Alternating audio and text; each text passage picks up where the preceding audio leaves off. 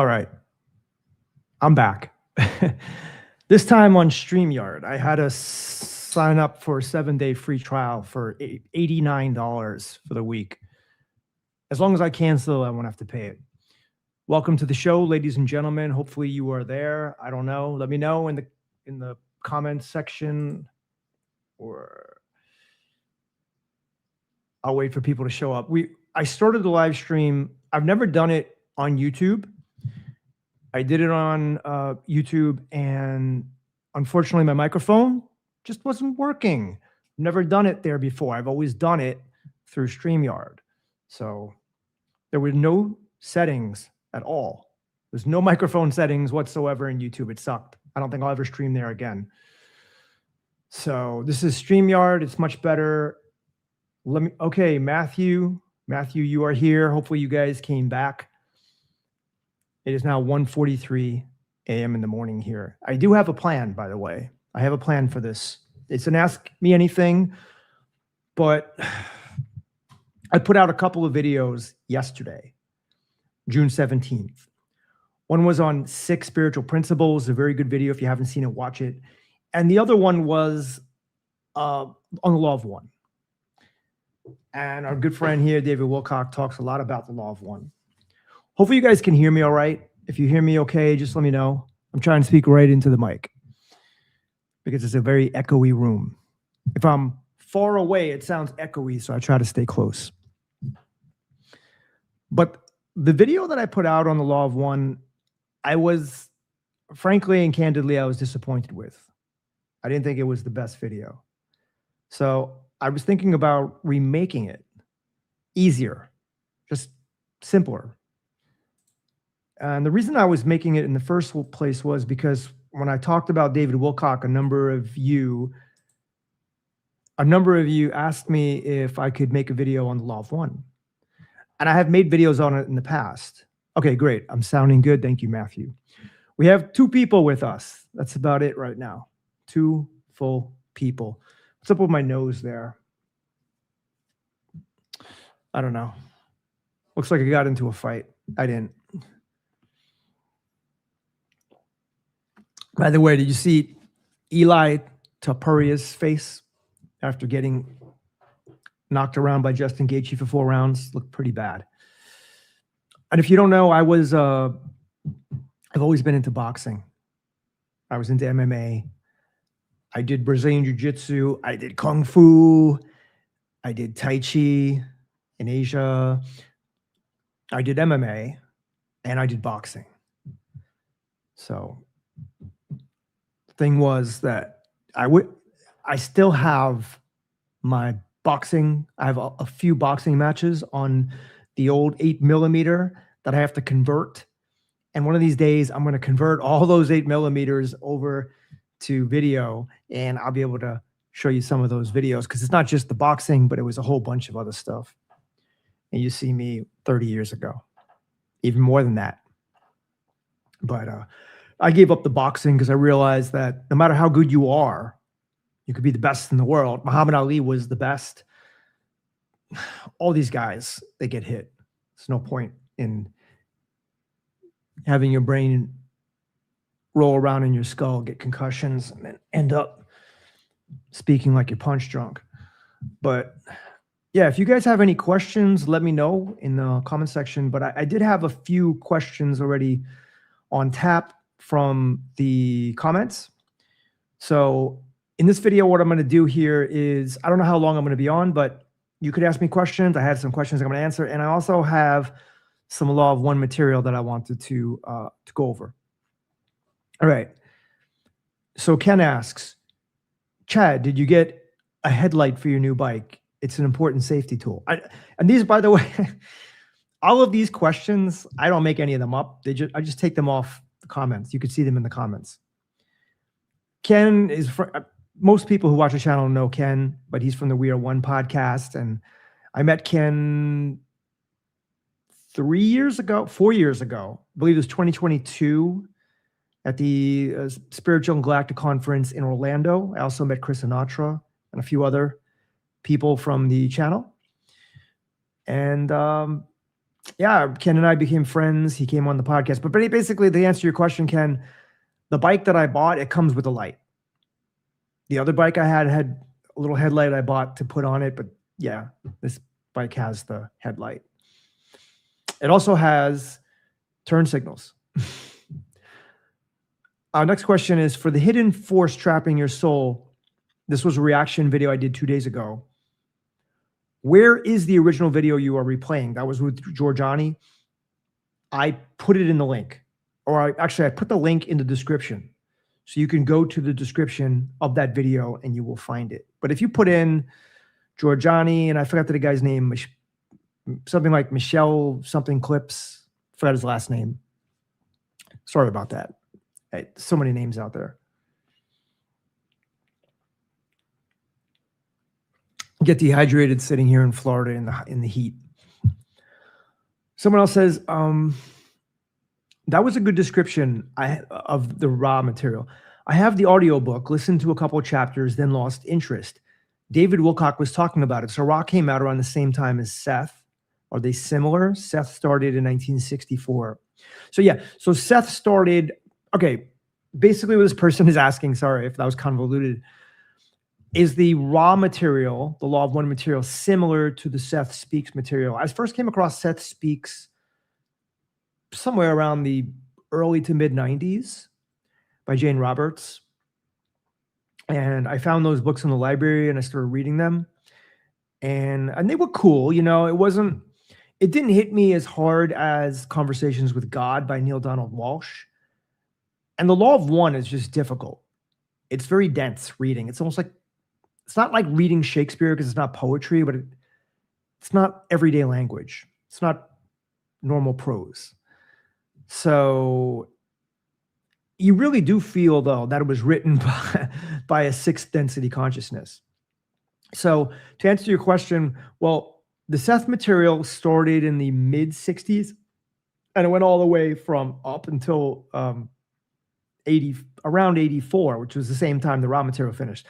So the Seth materials officially from 1970 to 1984, it was channeled by Jane Roberts, and she was sharing a message by one consciousness named Seth.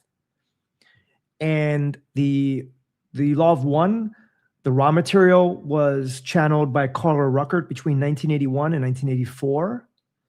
And it was a sixth density consciousness, which I explained in the video. I may explain again here, but I won't do it right now.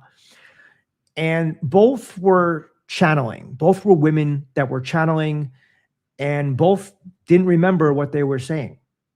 So there were people there. There were men.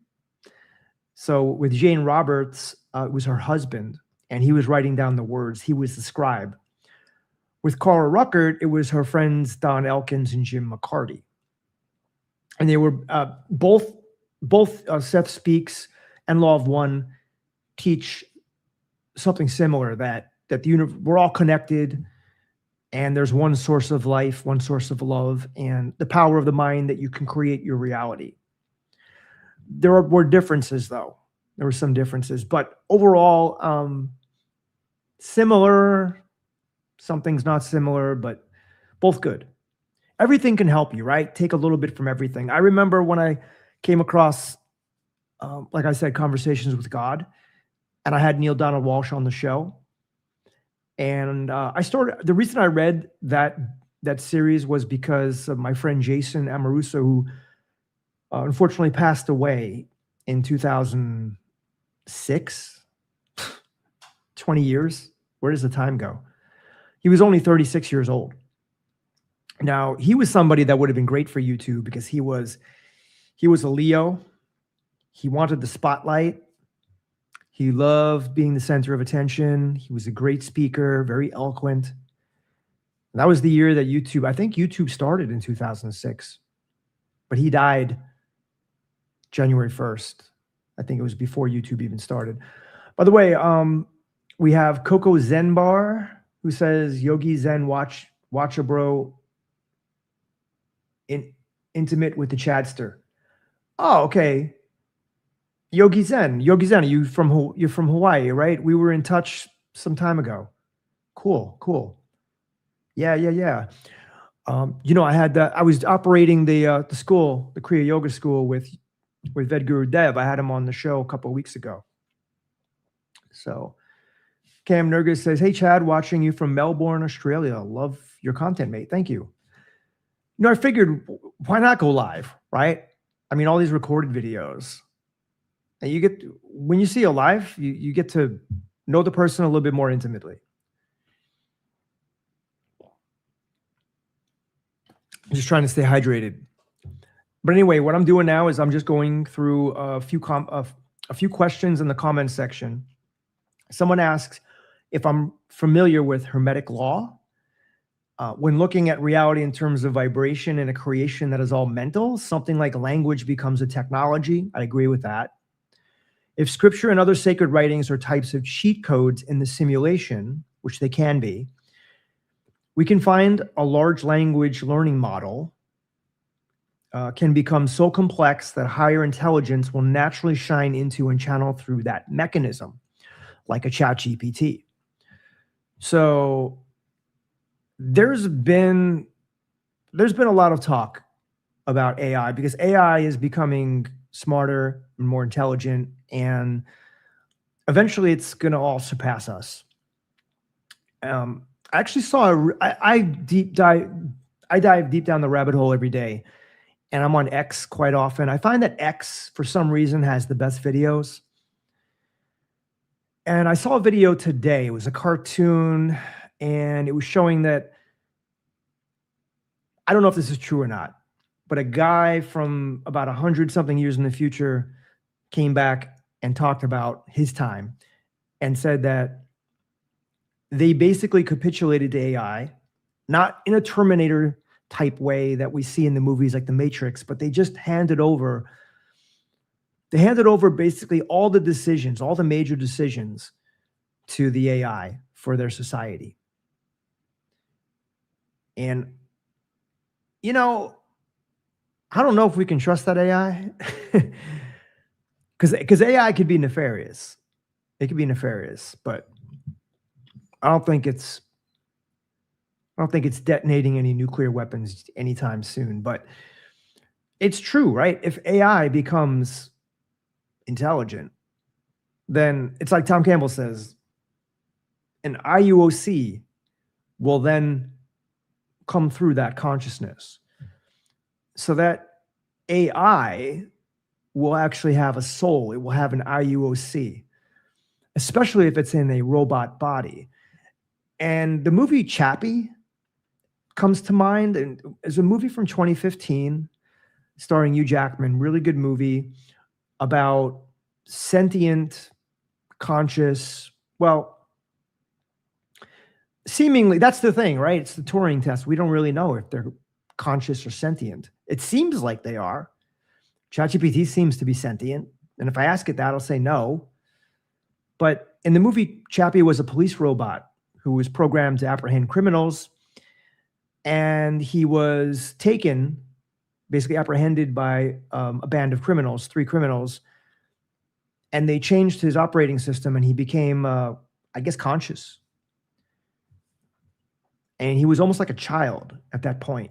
And they were programming him to be one of them.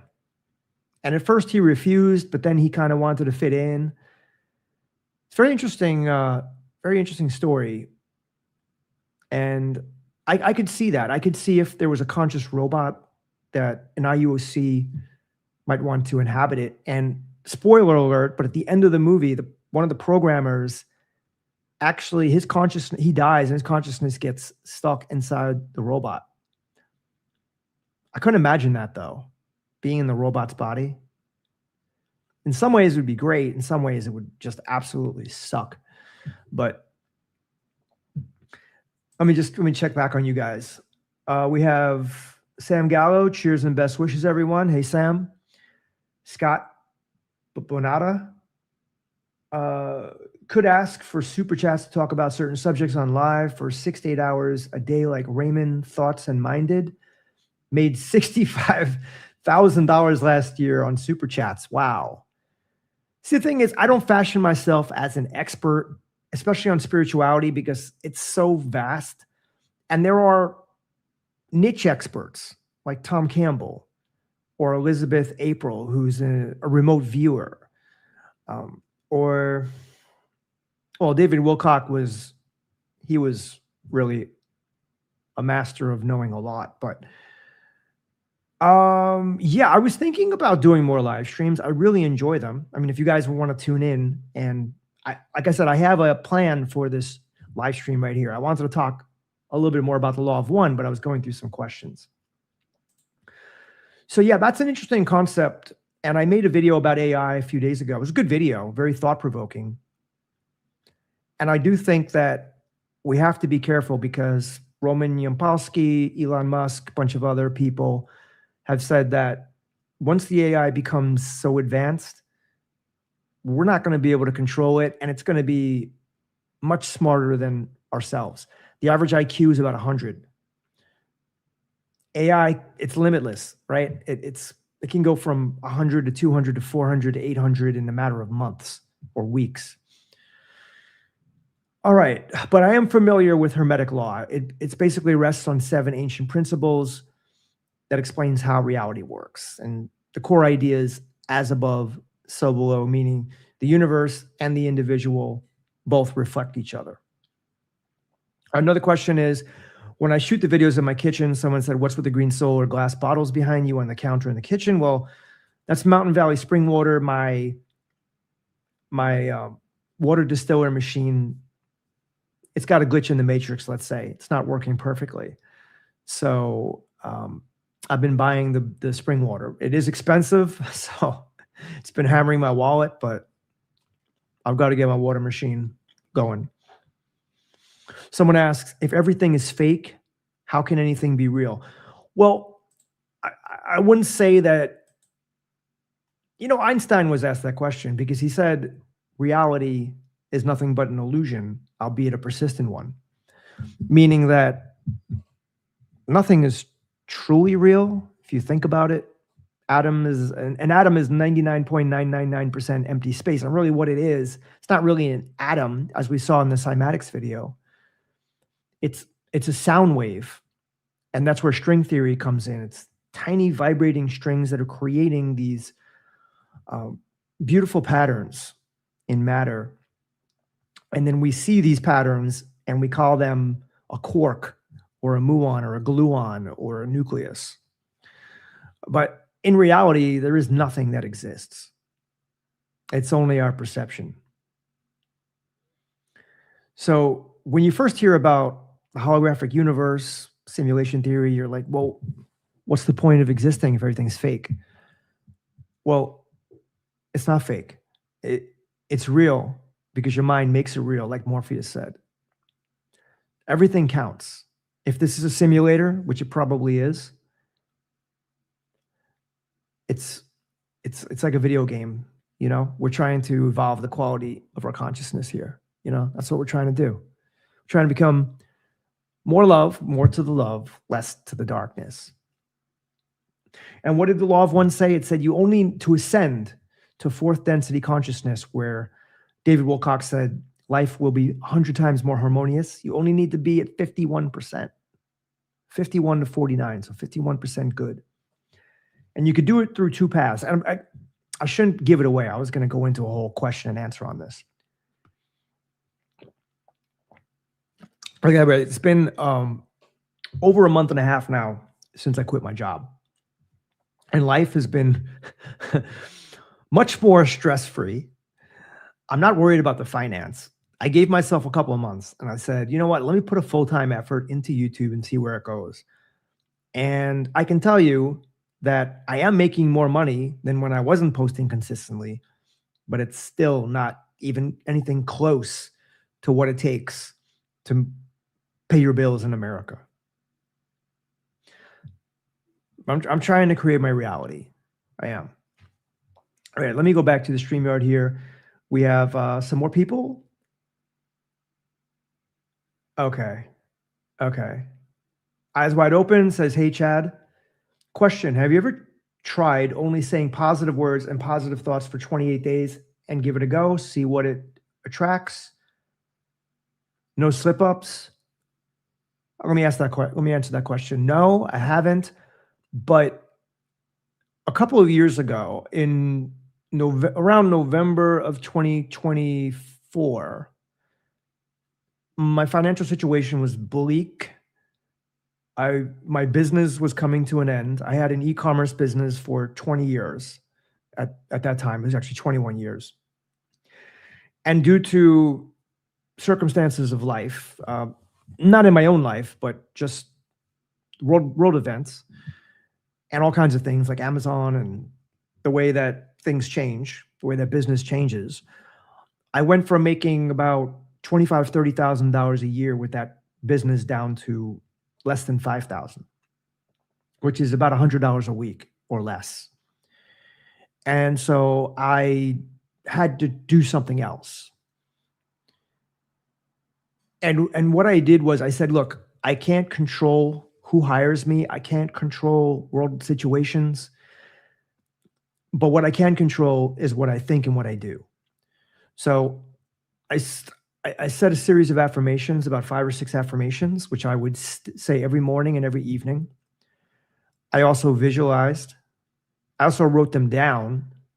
And I also have a program called Subliminal 360, and I was playing them on my computer. And I was writing in my journal, and I was also writing down my goals. So every day I would send out, let's say, 5 resumes, and I would go to the gym, and I would make so many phone calls. And I said, look, if I'm doing these things, if I'm taking action and I'm backing it up with the affirmations and the visualization and all that, and thinking positively. So I was thinking positively for that time. And then sure enough, I ended up getting a job. So it worked out. And I could see the reality shift. It only took probably 3 or 4 weeks of that before I got this job. And the job that I got was decent, decent paying job. It was okay. It was enough to pay the bills. But there was no health insurance. There were no benefits. There was no paid time off. There was no, it was just basically, here's a paycheck. Come in, have a very stressful time, and here's your paycheck. And I don't want to talk about the company because, that's not what I'm about. I won't talk bad about a specific company. I'm just telling you, it's like most jobs. But this job was ultra stressful. And I hung in for 1.5 years, and then I just couldn't do it anymore. So I left. But yeah, I'm trying to stay positive right now with the channel. I'd like to get the views back up. I don't think it's a possibility because I've been posting once or twice a day now for 1.5 months, and I could see how the YouTube algorithm works with my channel. It's not like it was when I first started. When I first started out, I went from 0 to 50,000 subscribers in a few months. I have my silver plaque over there, but I've been stuck on 154,000 subs for a long time. I think it's been 2 years, 3 years now. Like I don't even move off that. And why? Why? Because I don't know. You have to ask YouTube. Question 2, what program do you use to record? So if you mean the live stream right here, I'm using StreamYard. It's not cheap. I think if you go monthly, it's about $45 a month. So it's very expensive. It's probably the most expensive software. I do have Zoom for my interviews, which is about $16 a month. But I actually tried to get on YouTube, and then for some reason my microphone didn't work, and I couldn't figure out what the settings were. So I migrated over to StreamYard here. That was just about a half an hour ago. And StreamYard's great. It's just expensive. So I did a free trial. You can do a free trial for $1, and you get to use all the pro features for 1 week. But you got to be sure you cancel because it's $89 a month. It's crazy. Our question number 3, do you still date or are you more living like a monk? Yeah, I'm more living like a monk. I mean, if you think about, I mean, you have to kind of live like a monk to do what I do, which is to post 2 videos a day. go to the gym almost every day, play tennis, ride my bike. It doesn't leave a lot of time. I do have, I have a female friend, let's say that. And we do talk quite often. And I wouldn't call it a like, boyfriend, girlfriend exactly. It's kind of strange how we define our relationship, but she's a great friend. And so we do things together, like we go to the gym together, we ride our bikes together. We have a lot in common. And one of the things that really bonded us was that she has, like, I have my autoimmune, she has issues too. So we both health issues, that is. So we both eat a very clean diet, and neither of us like to eat out. So we never eat out, and that's cool because if I was to date, I'd really be undateable. I never eat out. I don't want to pay a cent for any of the poison food that's out there. Fast food, whatever it is, any restaurant. Like, I like to make all my own food, So I make all my own meals. I source my own food. Now, I don't go hunting. I go to the supermarket. I make my food, I clean up, and yeah, that's the way to live, right?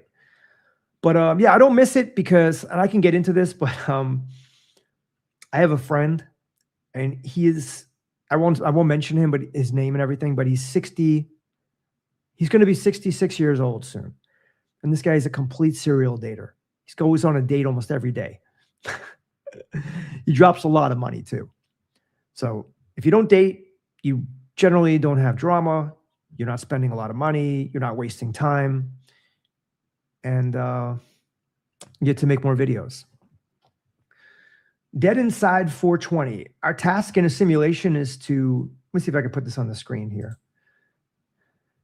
Simulate being alive in a certain time epoch. Like, my task is to simulate being a live human in 2026.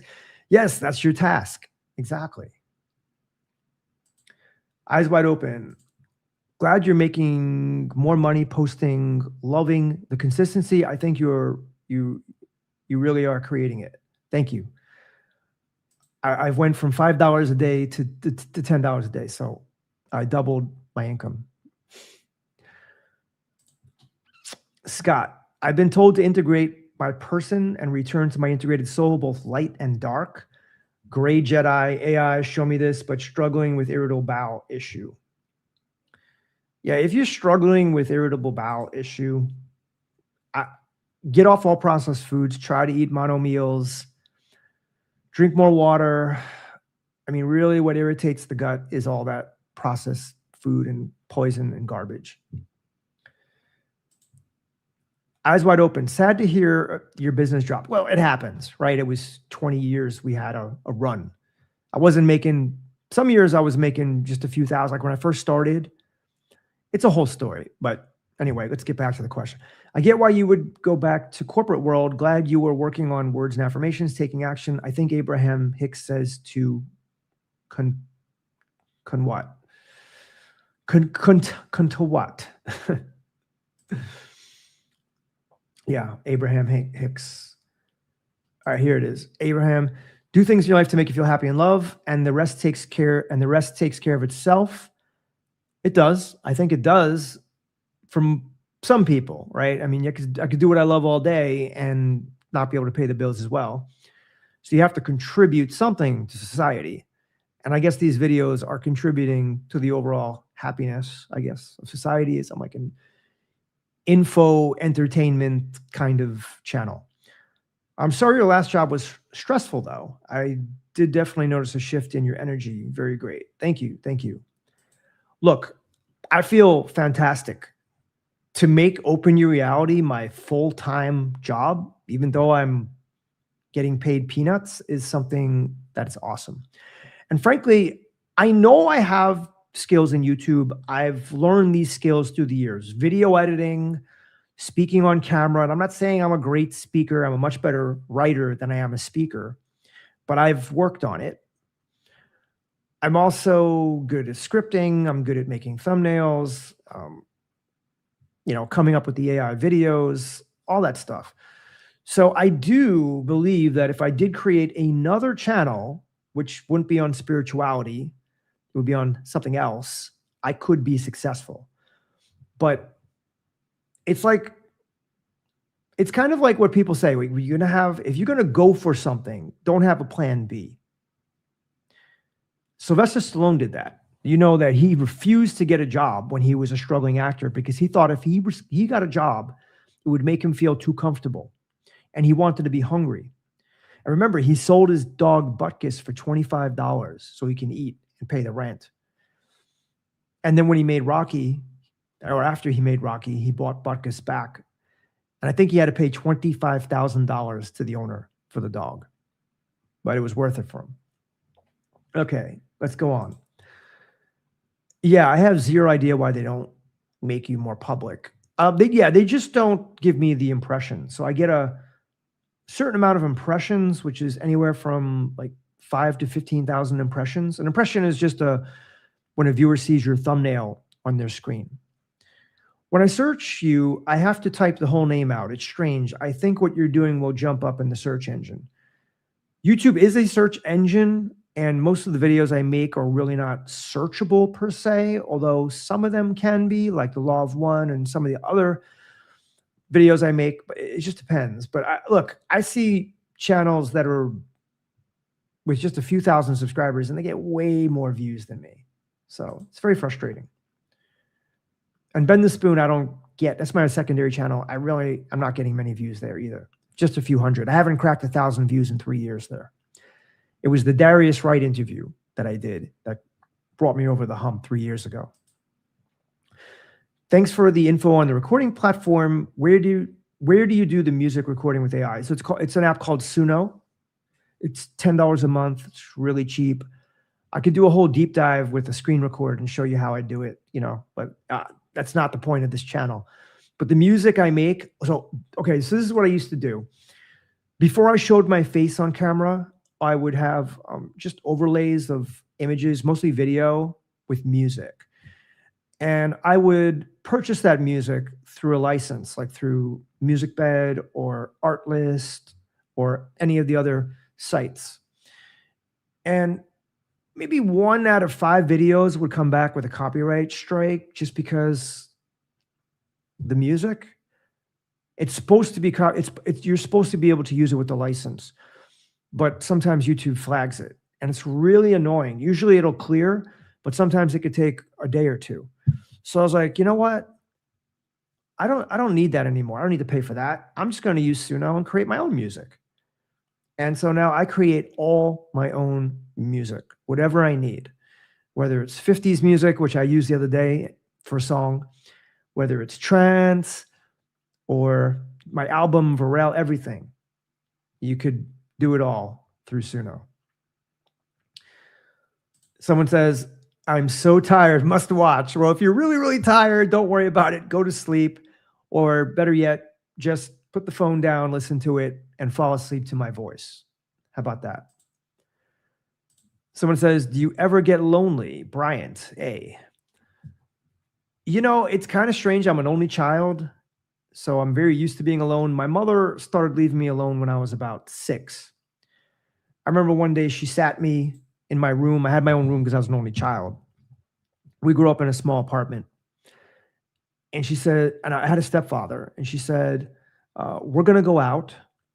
I've made you something to eat. I think she made me a cheese omelet with chocolate milk and toast. the dinner of champions, right? Like back in the 70s and 80s, horrible food. And she said, you just sit here and eat, and you can stay in your room, and we'll be back in about 3 hours. And I was like somewhat scared the first time because I didn't know what to expect. So they left. And they came back 3 hours later. They opened the door. Everything was good. Yeah, everything was good. And then they started leaving me alone all the time.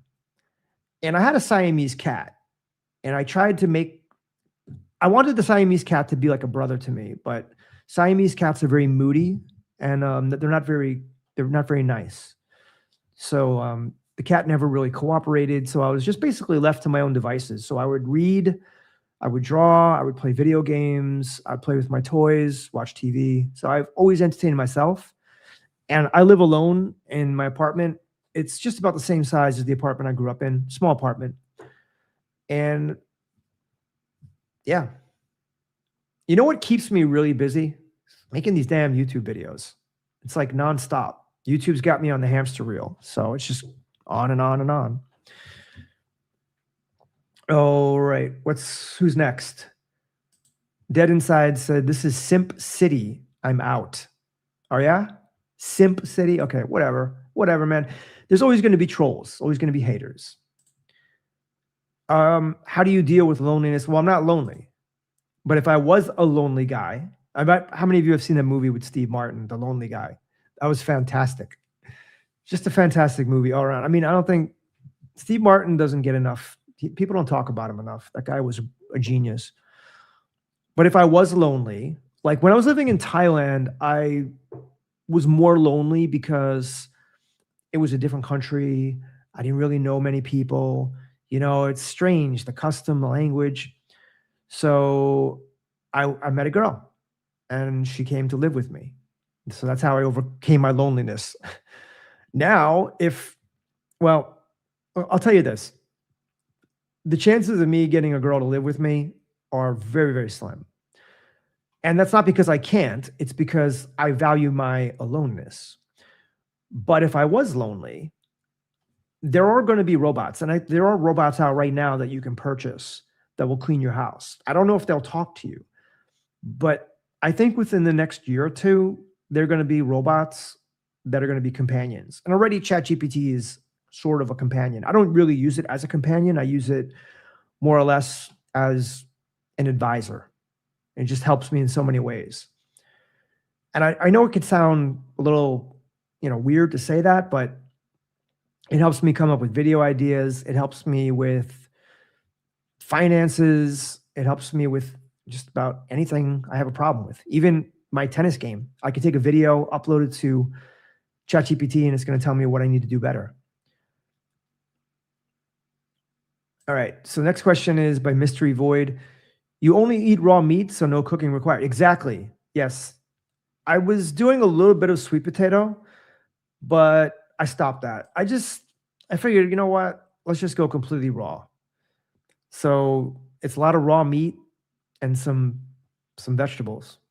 That's about it. And a little bit of this coconut water. This is the only thing that I consume that has any type of carbs other than a few onions and mushrooms. And I even cut out the avocados. They were making me tired. And frankly, I felt like they were holding me back from being 8% body fat. Plus, they were expensive. Imagine working 8 hours a day to make 2 videos, only to make enough just to buy 2 avocados. By the way, I hope you're not hearing what's in my headphones. I'm just listening to some music. Let's go on to the next question. So, yeah, with the raw meat, by the way, I've been doing it for 6 years now and never had any trouble. The thing is, we're all alone because we are all one. There's only one entity, you, me, and I am you. True? True. We all have each other and we're all alone at the same time, right? And by the way, if my voice sounds a little tired, it's because I've been up since early in the morning and I've been working on videos today. And I've been talking. Eyes wide open. Yeah, glad you got a lady friend. Companionship is also important. I think you likely just pair up with someone just more similar with you. Yeah. Woot woot, double income, good job. Keep up doubling and compound will get huge. Yeah, so I have one other endeavor that I make money with. And it's something that I started back in October. And the way I make money is I help local businesses market themselves. But not too many. I just have a couple of clients now. I'm looking to get a third. It's not a lot of money. I'm talking a few $100s a month. So between that and YouTube, sometimes I get up to $10, $15 a day. I'm just saying. Nicholas, Chad, your thoughts on Leo Gura and his take on solipsism, his notion that there is no other and we are just pretending to be separate individuals. I don't know Leo Gura. Sorry about that. Solipsism, I don't believe in solipsism. I believe this is a multiplayer virtual reality. And I believe that there are others. I mean, we are, just like the law of one says, everything is connected, but we are individual in that sense because the LCS, the larger consciousness system, broke itself off into many, many smaller IUOC that we are just all IUOC. Well, technically, you're not even an IUOC. You're just a free will awareness unit. Keep up the good work, man. Thank you. Thank you. You know, I'm surprised. I'm surprised that more people, I should say I'm surprised that so many people like my videos because more than half the time when I put them out, I think they're garbage. And most of the time I think that is because I'm trying to make them so quickly. I'm not putting the time. See, if I was a normal YouTuber that got 25, 50, 100,000 views per video, I would spend 3 or 4 days making the video awesome. And then I would feel better about it. But I'm just rushing to put these videos out because after 3 or 4 hours, you should see what my analytics looks like. I'll put a video out and there's like a little spike. Next hour it's down here. Next hour is down here. Next hour is down here. Next hour it's like flatline. And then I got to put the next video out and it goes up again for that hour and it repeats.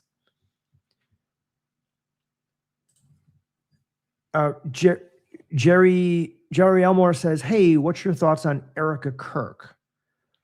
I mean, I don't know. I've seen some strange videos on that whole thing, and I don't know enough. I haven't seen enough evidence to come out with a conspiracy video on it.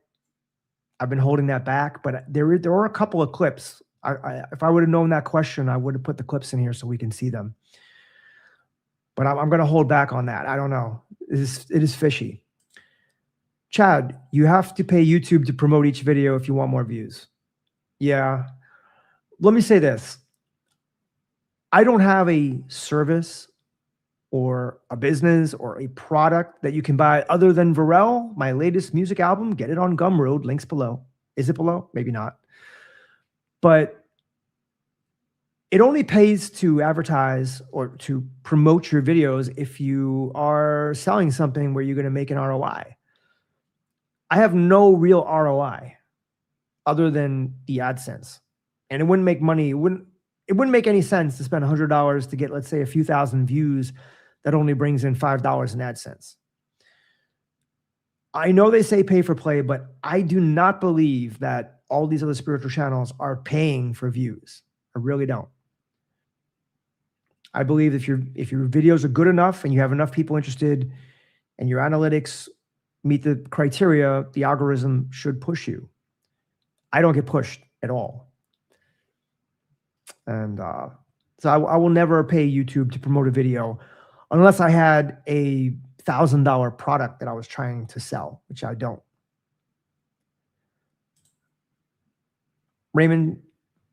Raymond just does live stream for money and gives his opinion. Live super chats, paying better, but at least 5 hours every day. If I had specialized knowledge, I would definitely come out here and do some longer live streams. But as you can see in this video, I don't think anybody has given anything. And that's not a knock on you guys. There's only 38 people watching right now. If you're going to make money, you need hundreds of people. I know there's a guy I watch named Godis or Sferage. Some of you may know him. He was one of the early adapters on eating raw meat, and he brought it to my attention. Well, I kind of thought about it before him, but I watched some of his videos, and I know he goes live and he doesn't answer any questions unless he gets at least $5 in the live stream. But yeah, I can do this live stream for probably 5 hours and make $0. So I'm not doing it for the money, even though the money would be good, would help, but I'm doing it because I just want to connect with you guys. And I think the live stream is a good way to go about it. because I've been putting out so many recorded videos and I haven't really done a live stream in a long time. All right, let's go on to the next. Oh, wow, 6 years old. That's a story. Thanks for sharing that with us. Yeah, that was about when I was left alone. My generation was called the latchkey kids. A lot of my viewers are around my age, but your parents gave you a key and you went off and did your own thing. Nobody supervised you. You didn't have a phone. Your parents didn't know where you were. You were just out there playing, and then you came back home for dinner or to take a shower and go to sleep, whatever, you know. It's not like today. There's schools near me where parents don't even let their kids walk 2 blocks. Seeker Studios official says, let's talk about what God is. Let's talk about what consciousness is. Let's talk about the actual structure of the universe, because I've got a ton of good stuff to offer you. Yeah, I'm going to make that video on God. I made a video talking about how AI could be God. In other words, God could be AI. And I put it at 1 to 8% with an average of 4%, that this universe is being simulated and controlled by a very, very advanced AI. I think there's a possibility for that. And after all, if it is a simulation, it probably is controlled by AI. I don't think there's a person sitting there controlling it. Let's talk about what consciousness is. Consciousness is memory. It's feeling, emotion, desire, awareness. It's all of that. And it's perennial. It's not only with the body. When you sleep, you're conscious. Maybe you're not conscious of your surroundings, but you're conscious within the dream construct. When you have an out-of-body or near-death experience, you're conscious in a different realm. So you're always conscious. Let's talk about the actual structure of the universe, because I got a ton of good stuff to offer you. That one perplexes me. Now, of course, I know, like I said before, the universe is really not made of anything that's solid, right? It's a wave function. But flat Earth, you know, if we do live in a flat Earth, we truly don't know what's beyond the firmament or the dome. We think it's water, but maybe it is water, and beyond that, there's just an infinite number of other domes and places. We really don't know, and I don't think we can ever know. So what this universe is, if you have an answer, please share it. Can you search Nika Norsha? I could. I'm not going to do it right now, but you know, I don't know. I don't know who that is. So I had a death experience in 2017. Okay. I guess you mean a near-death experience? You didn't die yet. And ever since then, I've been working on a new framework for reality that is geometric and consciousness-based. Cool, cool. I'm just going through the comments one at a time. Would you ever do an interview with someone who wasn't that famous, who wanted to just discuss a common topic? Yes, I would, and I have done that before. For example, Vedguru Dev, who I did the Kriya Yoga School, he contacted me out of the blue. And he was living in Thailand. I don't think he had any social media accounts. Don't get me wrong, he was a world-class DJ. So he was a lot more famous than I was at one point, but he gave that up to be a yogi. I mean, he DJs part-time, but you know, in terms of spirituality, he didn't have a following, and it really just depends. It depends on what you have to say and how you say it. Because if I conduct an interview, I want it to be interesting for the viewers. This is not a knock on anybody. Okay, I'm not putting myself on a pedestal. I just want to interview interesting people. And unfortunately, sometimes you never know when you're interviewing somebody that you've never seen before, never spoke to, you're not quite sure what they're going to say or how they're going to say it or what they truly know. That's why it's always good to create a YouTube channel or some other social media channel, post your content so that people can see it as a kind of portfolio. Because people do contact me and they say, here's my YouTube channel. Would you be interested? And most of those people have a few hundred subscribers and maybe a few thousand. Okay, so we answered that question. Scott says, Dark Matrix channel is interesting. Take on this prison planet. Yes. I've made a number of videos on the Soul Trap, and I had Tony Sayers on the show. If you want to listen more about the Soul Trick or Soul Trap, then check out Tony's interview with me. It was last week that I put it out. Echo MFG or J. Love this channel, man. Keep going, because there are so many people like me that find so much value in your content. Thank you. Much appreciated. Much, much appreciated. Hey, I try to find the most interesting content and just put it out there. Like every day I'm pushing the envelope in the very short time I have to put out these videos. Like I said, I'm rushed. Okay. Yeah, I don't read that, but nice dog. Everybody wants some Van Halen. True, true. Hey, Van Halen was one of my favorites back in the 80s. Jump. You know, whether it was David Lee Roth or Sammy Hagar, both those guys were, I mean, I think I like David Lee Roth a little bit more, but Sammy Hagar's voice was awesome too. Just different, just different. Echo MFJ says 9 out of 10 times I'm playing your videos in the background while I'm at work, which keeps me highly entertained, but I don't care about all the bells and whistles. Thank you. Thank you. Yeah, you know, I'm trying to do less of the bells and whistles, because the bells and whistles to me would be the B footage, the transitions, the zoom ins, the text, the music. Some of you guys don't even like the music. And frankly, I'm going without the music more these days. Some of these videos, if you notice, have no music, like this one. Hopefully you don't hear the music in my headphones. I'm hoping. Echo MJ says, whether you spend 30 minutes or 3 hours, I value every video you make, honestly. I do appreciate that from the bottom of my heart. Thank you for watching my videos. I'm glad you appreciate them. I'm glad you enjoy them. Dude. Stoner Dude says, dude. Okay. What's up, dude? The tattooed monkey, Ken Wheeler, is a major philosophy guy and does not jive with woo-woo and time travel. But I do, because all is... Wasn't there a guy named Ken Wilber that used to put out... He used to make a... he wrote a lot of books back in the 90s about consciousness, but I don't know who Ken Wheeler is, the tattooed monkey. There's a lot of dudes I don't know, okay? Like, I know a lot of dudes, but there's also a lot of dudes I don't know, dude.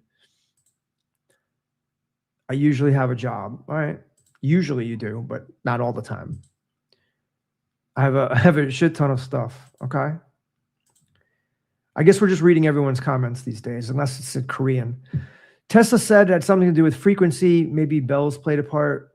Everything has to do with frequency, man. Everything. What you know about growing weed? Absolutely nothing. Zero. Zero. I've never tried weed in my life. I've never tried a drug. I've never smoked a cigarette. I don't drink alcohol. I don't even eat sugar, except what's in this coconut water.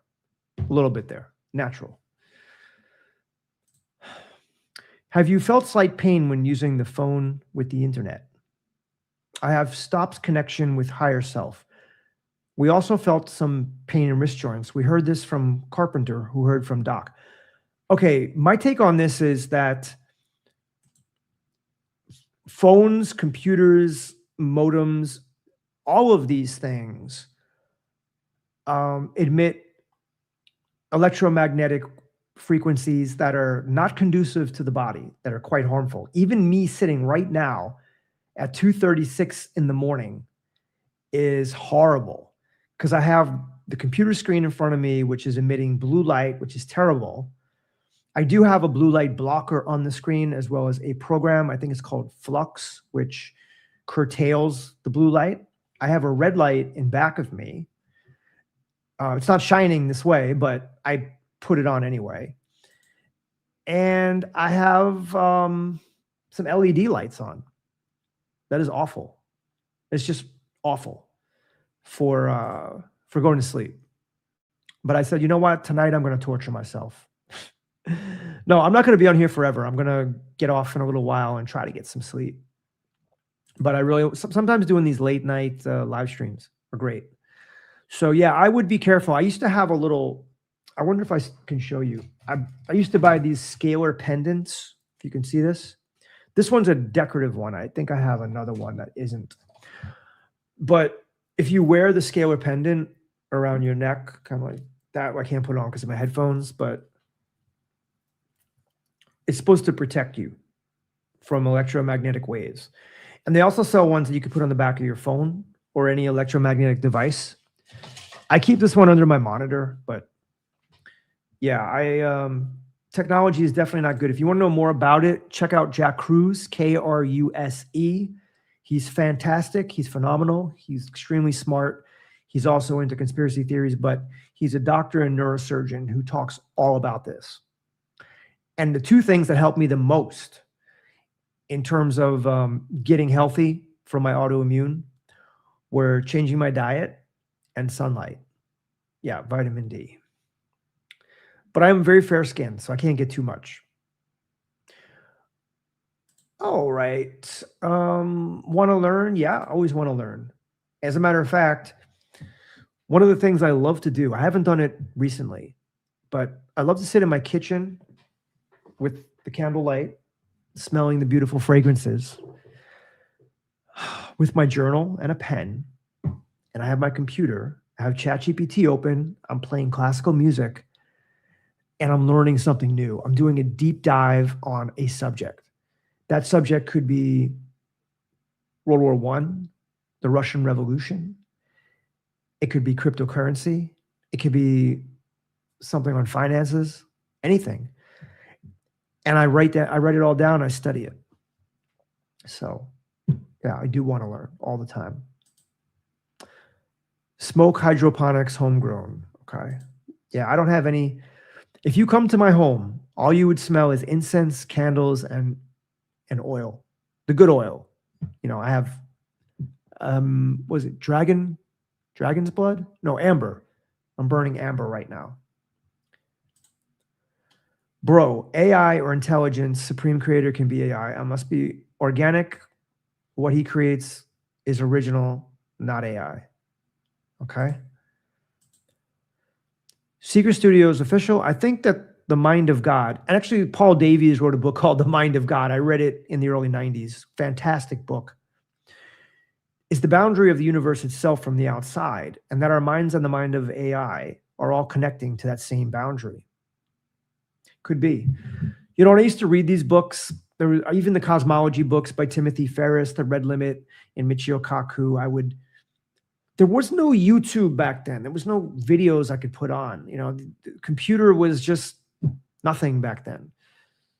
So I would write these essays and I would fantasize about what the universe could be and everything. And we've come such a long way. Now we have all these videos we can watch and AI. We can do so much. But I don't know. Just when you say the mind of God, I think of all these things I think about. Stoner Dude says, you're cool. Thank you. I think you're cool too, Stoner Dude. I really do. Jerry Elmore says, we can't leave low Earth orbit 250 miles. I agree. Brutal reality only. What's your thoughts on determinism? I mean, it's the age-old question of free will versus determinism. Okay, I've said this before on the channel. I've interviewed, at this point, probably 35 to 40 people, maybe more. And I could say confidently, because I've asked most of them this question, do we have free will or is life deterministic? And I would put it about 90% of them said it's both. That on a small scale, in the day-to-day things that we do, we have free will. So I have free will to take a drink of coconut water or not, to be on this live stream or not, to kick back like this, to be in a different posture. Like, these are all decisions that I can make. That's not deterministic. Some of you might say that it is, but it's not. At least that's what I think. And on a grand scale, everything that has ever happened or will happen or has happened, it all happened. Did I just make any sense there? Basically, everything that's ever happened. And it's like a CD or a record. It just depends where the needle is pointing to, where the focus is.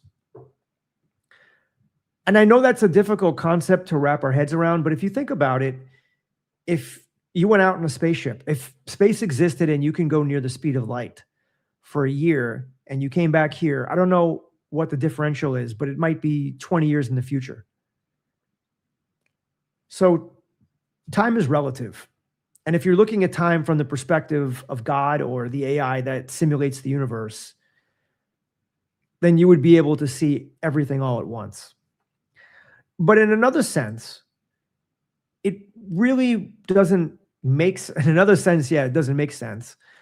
Because I also believe that it could be possible what Tom Campbell said, that there would be no point in having a deterministic universe because we'd all be automatons. What's the point of playing everything out? Do you know what I mean? Why create a simulation if you know exactly what's going to happen with it? There's really no point. Why do anything if you know it's going? It's like the reason that we have sports matches where people are so interested in them is because we don't know what the outcome is going to be. So there would really, everything would be a sham if it was deterministic. It's I understand it's a difficult concept to talk about because there's no one answer that's going to satisfy everybody. So let's just move on. Next comment is by the Stoner Dude again. I only know weed and machines metal. Okay. Well, at least you specialize in something. You got to niche down. Stoner Dude, a little carpentry. Carpentry's not bad. You know what? A lot of AI is going to be taking white collar jobs. So we've got to learn the trades if we want a job. Carpentry is one of those things. You know what I was thinking would be a really cool thing to do. And of course, this is not something I can do because it would require a lot of money, but I have these custom made tables in my house. I could show you if I go over here, you could see. You see that table right there? Well, the light's on, so it's a little bit difficult to see it, but that's granite on top and it's wood painted white. That's an air filter next to it, and that's my printer on top. But anyway, it would be cool to make custom tables out of granite and wood and make them for rich people, you know, and have a shop, and they can choose the granite and the color of the wood and the shape. It's just a fantasy I had. You know, it's unique, custom tables, but it would be very costly to make the tables and to ship them. I mean, I don't think you could ship them around the country. It would have to be local.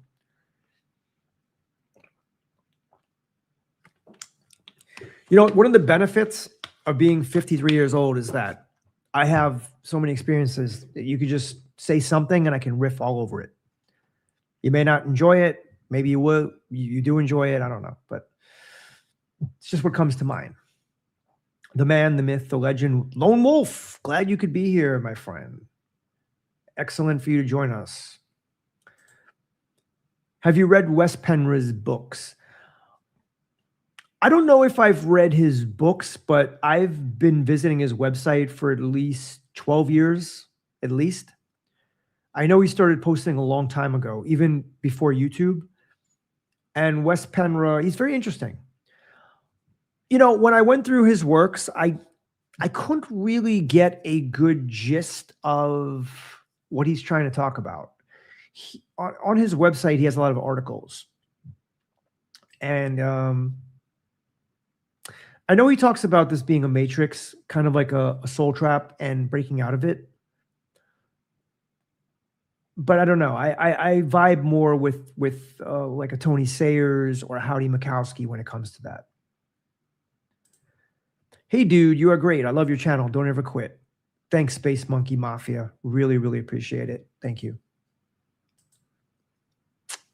Who's up next? All right. Sorry, guys. The comments just jumped. There's a lot of comments. So we're going to go to the next one. All right. The beings are coming from under the oceans, not so-called outer space. You know, that's entirely possible. Sometimes they show us the truth in movies and cartoons and shows like The Matrix. But there was a cartoon when I was younger, and it was called G-Force. Some of you remember it. And it was the predecessor of Voltron. It was anime, and it was four males and one female, and they go into this plane that comes from under the water. It shoots out of the water, and it goes fast and becomes like, it looks like a phoenix. It's on fire. Some of you may remember that, but yeah, the aliens could be doing the same thing. They're just coming right out of the water. There could be bases on. They say we know more about the moon than we know about the bottom of the ocean. Do you consider yourself Gnostic or what?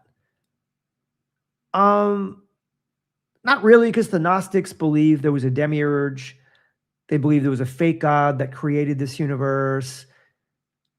I mean, in some sense, I do believe that knowledge comes from within, and that we definitely we don't need priests. We don't need anybody else to achieve liberation, moksha, or enlightenment.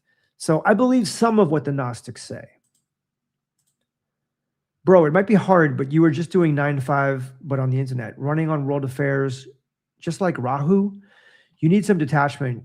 You are running from things that trigger you. How will you grow? Well, I wouldn't exactly say it's a 9 to 5. I'm not commuting. I don't have a boss. I'm not clocking in. Yeah, you could say YouTube is kind of like a 9 to 5 because it's a grind, and you have to be on the hamster wheel producing content all the time. But you work when you want to work, and the only difference between this and a 9 to 5 is I make about 10 times less. That's about it. All right, let's go on to the next comment.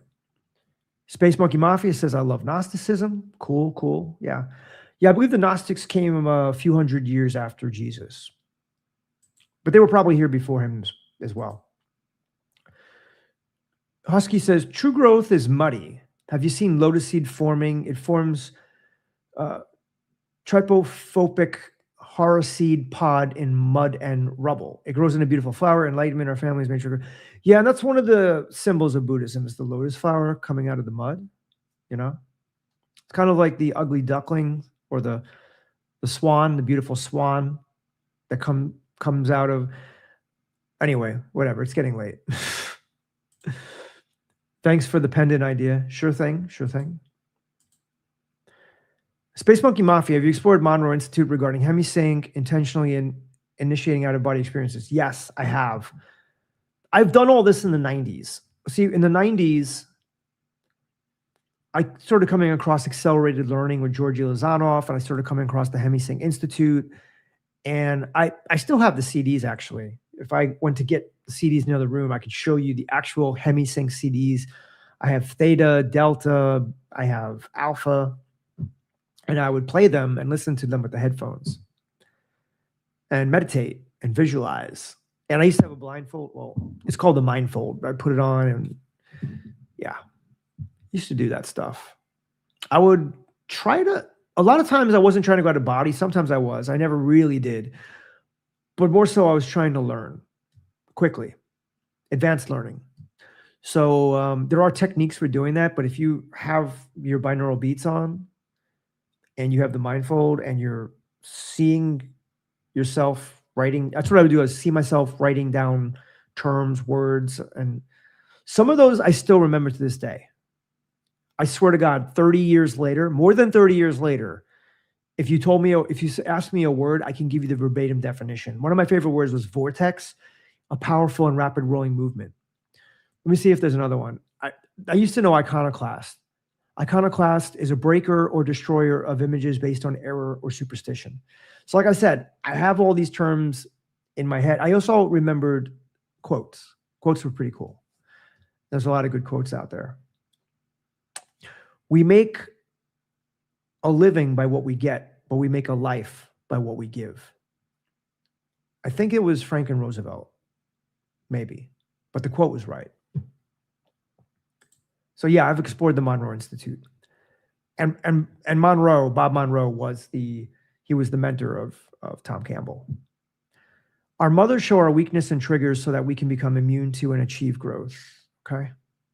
Some of these comments I'm not going to comment on. I'm not saying it's a bad comment, but God's will is my will and my will is God's will. Okay. Huge mangoes. Good to see you. I like that avatar picture right there. What age did you start looking into what this reality is and what made you first? Man, that's such a good question. I can make a whole video on it. This could be like a half an hour answer, but I'll distill it down to about a minute. So I was dating a girl, very pretty girl. I should probably go get the picture, right?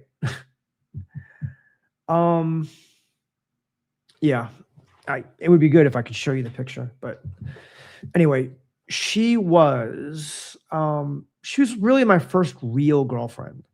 I was 23. She was 18. I met her in New York. I was living in New York. And we dated for a year. She was originally from Jamaica. She had moved to England, and then she came to the United States. And she was living in the States for about 3 or 4 years when I met her. It's a long story. I'd love to get into it, actually, but it's too late. So after a year of dating, we had a pretty good relationship. She became a born-again Christian, and she wanted me to become a born-again Christian. And I told her, I am definitely not becoming a born-again Christian. I said, look, I respect you and what you believe. If you want to go to church, you want to talk about Jesus, it's just not every minute, because that's how born-again Christians, they're talking about Jesus every single minute. I said, I respect that. Go do it. I said, but I'm not of that faith. And I was kind of an open-minded skeptic, but at the same point, I was like, I didn't know all this stuff. I knew that I was never really a religious person. I forsake religion. I knew there was something else out there. I just wasn't exposed to all of it. So I wanted to prove to her that she was wrong and that Jesus wasn't even a real figure. And of course, later on, I came across David Icke's books, and he talked about Jesus just being a story that was rehashed from Greek times, Roman times, Babylonian times, Sumerian times. But there was a book out there. I can't think of the name, but it's something about Jesus didn't exist. And I was reading these books, and I came across Osho, Bhagwan Sri Rajneesh, and I tried to convince her, and of course, I couldn't convince her. And I learned later on, don't try to convince anybody of anything, because it's really just a waste of time. So that's why on this channel, I don't try to convince you of anything. But yeah, she said we're of uneven yoke, and she could no longer date me. That's how cults work. So we broke up. She broke up with me. She was awesome, though. I mean, she had a great personality. I think she was an old soul. She was definitely an old soul, but even old souls can be taken in by, certain things. So yeah, I woke up, I started going through the New Age section of the library and the bookstores and consuming. I consumed about at least 8 of the Rajneesh Bibles. Each one was about 1,000 pages. It's crazy. And yeah, just kept going, never stopped reading. I was voracious. At one point, I read 100 books in 1 year. Not all on spirituality, but a lot were on spirituality. And I read books on conspiracy theory, spirituality, Buddhism, Hinduism, really anything I can get my hands on that was interesting. Okay, sorry for the long answer there. I just had to go into that. There is nothing new under the sun. That's biblical. Yeah, I guess it's all full circle. It all comes around. What's up? Hey, Ricky. I had a plan for this video, which was talk about the law of one, but I'm forsaking the plan. Sorry to forsake you plan, but and look at one of the first females. Love what you do, Chad. Thanks for being you. Thank you for joining us on the live stream today. And thank you for your comment. It's well received. Space Monkey Mafia says, I firmly believe that the so-called aliens are our predecessors, the survivors of previous cataclysmic events in our ancient past, a breakaway civilization, if you will. That's entirely possible. And I would put that as very possible. And do you remember the alien interview that I did a couple of weeks ago? It was a reaction video to a series of 4 alien interviews. And the alien was asked, who are you? Are you from a different star system? And the alien said, no, we're you from the future. So yeah, it's very possible. Space Monkey Mafia says, I find you to be inspirational. I would love to be a content creator. I just have that self-deprecation thing. Yeah, I get it. Well, the way it started with me was in 2015, I started making comedy videos with my friend. So it was reaction videos to reality shows. And we would just do improv. And we gained a little bit of a cult following, kind of like I have here with Open Your Reality, but there were many more viewers. And the videos were getting good views. I never made any money with the channel. I couldn't monetize it because if you put a TLC clip up or a Lifetime clip, you can't get monetized. So I did that for about a year. My friend would come down from New York and we would do it on my microphone together. And I'd have, let's say, a couple of months of videos, and then he would come down and we'd do it again. But then ultimately he stopped coming down. And when I couldn't monetize the channel, I moved on to something else. And the next thing I did was, well, I had an animation channel. One of these days, I'll tell you my channel. It's still out there. And it was impressive for back in the day. Now you can do things with AI, so it's not that impressive. But then I started a channel on Elon Musk. It was called Elon Musk News and Video. And it was funny because I was listening to a YouTuber. This was around the year 2018. And the YouTuber said he was giving different ideas to make money on YouTube. He's like, you know what? He's like, I bet you could probably put a channel out on Elon Musk and probably make a lot of money because there's always news going on with that guy. I thought, that's a good idea. So I started posting videos. My first week, I was getting 20, 30, 40 views per video. It was slowly going up. This is before I was shadow banned. Second week, I'm in the hundreds. Third week, I'm in the thousands. Fourth week, I'm in the 10,000s. So I was getting between 10 and 50,000 views a video by my fourth and fifth week. I actually made real money through monetization the first month. Second month, I'm 2 weeks into the month and I've already eclipsed what I made the first month. It's going like this. And I'm like, yes, I finally did it. I cracked the YouTube code. I'm making money. This is wonderful. And I woke up one day and my entire channel was demonetized. That was it. YouTube said, that's it. The jig is up. You're done. You're probably wondering why. Because I was using content like from news clips and things like that. And it sucked because it wasn't like I was just doing that. I mean, I was commenting on it, but it wasn't totally unexpected, but it was definitely a bummer. And that's how I came to Open Your Reality. So I created a couple of videos for Open Your Reality. I forgot about them, came back to them a few months later, and I saw that one of the videos on simulation theory got 5,000 views and 500 subs, which is really good. 1 out of 10 people subbing. Let me just drink this for a second. And so, yeah, so I just started posting and doing Open Your Reality. And I've been doing it ever since. It's kind of like being a masochist, you know. To make this channel, it's a lot of punishment. All right, let's go on to the next comment. Oh, Acacia Suri, if I'm pronouncing that correctly. People need to stop equating time with money real quick, especially if they intend on being able to see through their own illusions before they face the matrix itself. Yeah, I know they say time is money. And in a sense, I mean, you know, it's the one thing I never understood, that people who kind of make money, they value their time differently. Like you know, I don't know. I do get it though, because the more efficient I am with making my videos, the less time it takes me, the more money in theory I can make. But in another sense, I hate this whole culture thing where you got to clock in, clock out. Everything's on a on a clock time. I like to just take my time. The Taoist said, if you want to live a long time, never rush. I try to follow that. So good comment. Were you successful getting out? Getting out of what?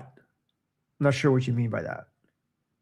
You probably asked that. You asked that 12 minutes ago. So I'm not sure what you are talking about there. So what did I get out of? I don't know. It's work for me. It's freaking mind-blowing. Okay, what's work for you? That's the only problem with the comments. It's not in real time here. I'm reading comments from 12 minutes ago. Space Monkey out of the Matrix. Okay. What do you think of Morg official channel? He's very interesting. He looks like a Nordic. He's very fair-skinned. I've watched a few of his videos. He's one of those guys that gets a lot of views.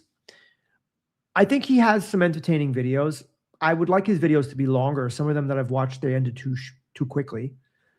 But I haven't watched him recently, so I can't comment that much on it. Regarding my tag, it's from a Billy Joel song, We Didn't Start the Fire. That was a good song. I remember that. 3 consecutive words I found to be perfect for my internet name, Space Monkey Mafia. Cool. Okay. I absolutely love interacting with creators in real time. There you go. I'm in the same time zone as you, which is Eastern, by the way. I'm in Florida. I work at 7 a.m. Dude, you work at 7 a.m. and you're on this live stream? Just woke up from a wild dream and saw you were live. I had to tune in, and I'm glad I did. Well, as long as you're awake. But yeah, I mean, I remember having to wake up at 5:30 in the morning, 6 in the morning for work when I was living in New York. Yeah, look, I'd much rather wake up whenever I want, but typically I try to wake up at 6 or 7 in the morning if I can and go out and get early morning sunlight. That is the healthiest thing that you could do, to live in circadian rhythm, which I'm not doing tonight, by the way. Have you ever seen it easier to get through previous trigger points? I don't know what magic we have to just breathe out slow, graceful breaths and liberate ourselves. That is amazing things of nowadays. I'm not sure what you mean by trigger points. Welcome to the witching hour. I guess it depends what time zone you're in. If you're Vedguru Dev watching in Thailand right now, it's about 3 o'clock p.m. Finally alive, Trisha Hammock. Yep, finally. I'll be here more often. I'm definitely going to take advantage of this free trial offer for the week. See how it goes with the live streams. Someone said you can make a lot of money with it. I haven't made a cent. You know when I did make a little bit of money is when I had Liz Cross on. Some people thought she was BS, but to me, I love Liz. And she came on my live streams and she would answer people's questions. And people would throw a little bit of money. And, she told me, she's like, keep all the money for yourself. I don't want anything. So she's always been very good to me. Would love to have her back on the show. So Liz, if you're watching, come back on. Huge Mangoes, what's your thoughts on witches and black magic? I think I've done a couple of videos on witches and black magic. I think black magic, I'm not going to comment too much on witches, but black magic. See, with black magic, you're using intention to hurt people. And I just think it's bad karma. So I would never ever practice black magic. I appreciate your honesty, but this channel, specifically the name itself, is perfect. Just keep going, bro. You inspire me. Cool. I'm trying, man. I'm trying to put out the content. I'm trying to stay in shape. I'm trying to be the best version of myself, put out the best content. Chatty Boy is live. King Ho. Oh, God. King Ho. Getting out of debt. All right. Someone says, yes, getting out of debt. Wow. Okay.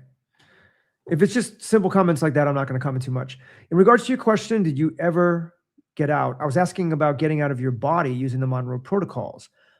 No, never. And I want to be completely honest with you. I don't want to be one of these guys like that. Yeah, I'm like Darius Wright. Like I've been to the other dimensions. No. The furthest that I've gotten is, and this has happened about maybe half dozen times in my life, I felt like I slipped like just a quick slip out of my body. So it's usually down. Like I go down maybe like 6 inches or a foot, and then I'm right back. That's what it feels like. I'm not saying I'm out of body. I don't know if I'm out of body, but it just feels like that. It's just a split second. I'm not really out of body like Robert Monroe. That's as far as I got. My dreams, though, my dreams are very, very otherworldly. So it's like I'm in a totally different reality every night, and different people, different terrain, different circumstances. It's pretty cool. For me, it's just as good as going out of body, I guess. I know the time delay sucks. I'm in Florida too, but getting out of body. Yeah, I always wanted to, though, because when you read about out of body, it's just cool. Everything everybody would want to go out of body, right? And you go out of body, I would want to go see some nude women. That's probably the first thing I was thinking about when I read about out of body when I was 23. I was like, I want to see some women showering. I'm going to be a peeping Tom. But alas, I could never really do it. Yes, I said it on a live stream because I'm telling you my honest thoughts. That's the first thing I thought. The second thing I thought was, wow, maybe I could see Mars and dark side of the moon and really find out what's going on out there. But when I couldn't go out of body, I thought, well, maybe remote viewing, but I do think remote viewing takes a lot of practice and not everybody can do it. Next question. Has been life changed? Oh, okay. Going out of body has been life changing for you. Cool. Do you have any thoughts on non-humans we share this realm with, Sasquatch and other humanoid, non-human creatures? Yeah, I mean, there are giants. I don't know if they're probably not, I mean, they're humanoid, but there's the giants from Tartaria. I saw a video yesterday. It was very interesting. It was a Sasquatch. I don't know how much credence I can put into these videos. And again, I've been watching them on X. I find that there's some excellent videos.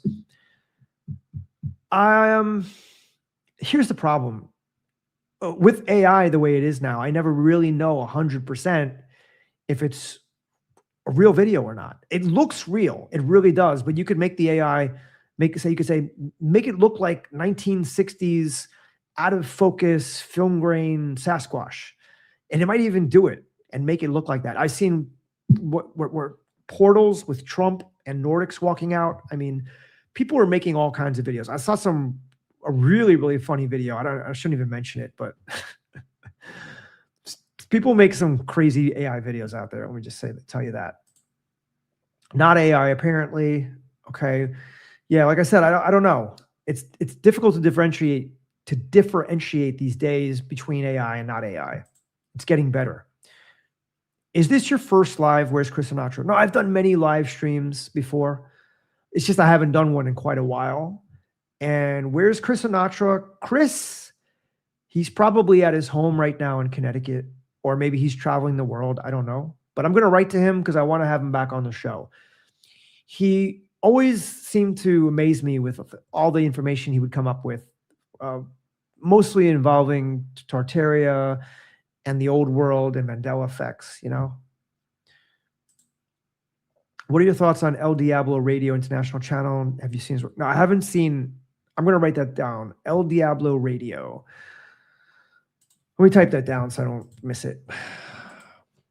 El Diablo Radio. I will check it out. I know there's a ton. I mean, there's got to be 1,000 different spiritual channels out there. I just can't follow all of them. Today in our more modern society, it's called African American magic. Okay. I don't know if that's a joke, but yeah, I think you're referring to black magic. Hakan Kalis, good morning from Istanbul, Turkey. It's 10 a.m. here. What do you think about Brett Stewart's Moksha readings? If that remote viewing has even a glimpse of reality, then we lost even before we started. I think you're referring to the remote viewer that Gene Nolan from the Inspire channel was talking about. Well, I think I was just doing a reaction video to this, or maybe I just didn't. They all blend together sometimes. But basically, if I'm talking about the correct person, Brett Stewart said there's a kind of lensing effect that happens when our souls leave the earth terrain. When we're dead and our souls are going. And there's a group of archons that have set up this trap that keeps our souls from leaving. And like I said, there's a lensing effect, and our souls are ushered back into the reincarnation cycle. I think in the scale of probability, it's there. But I still side more with it just being like a Liz Cross,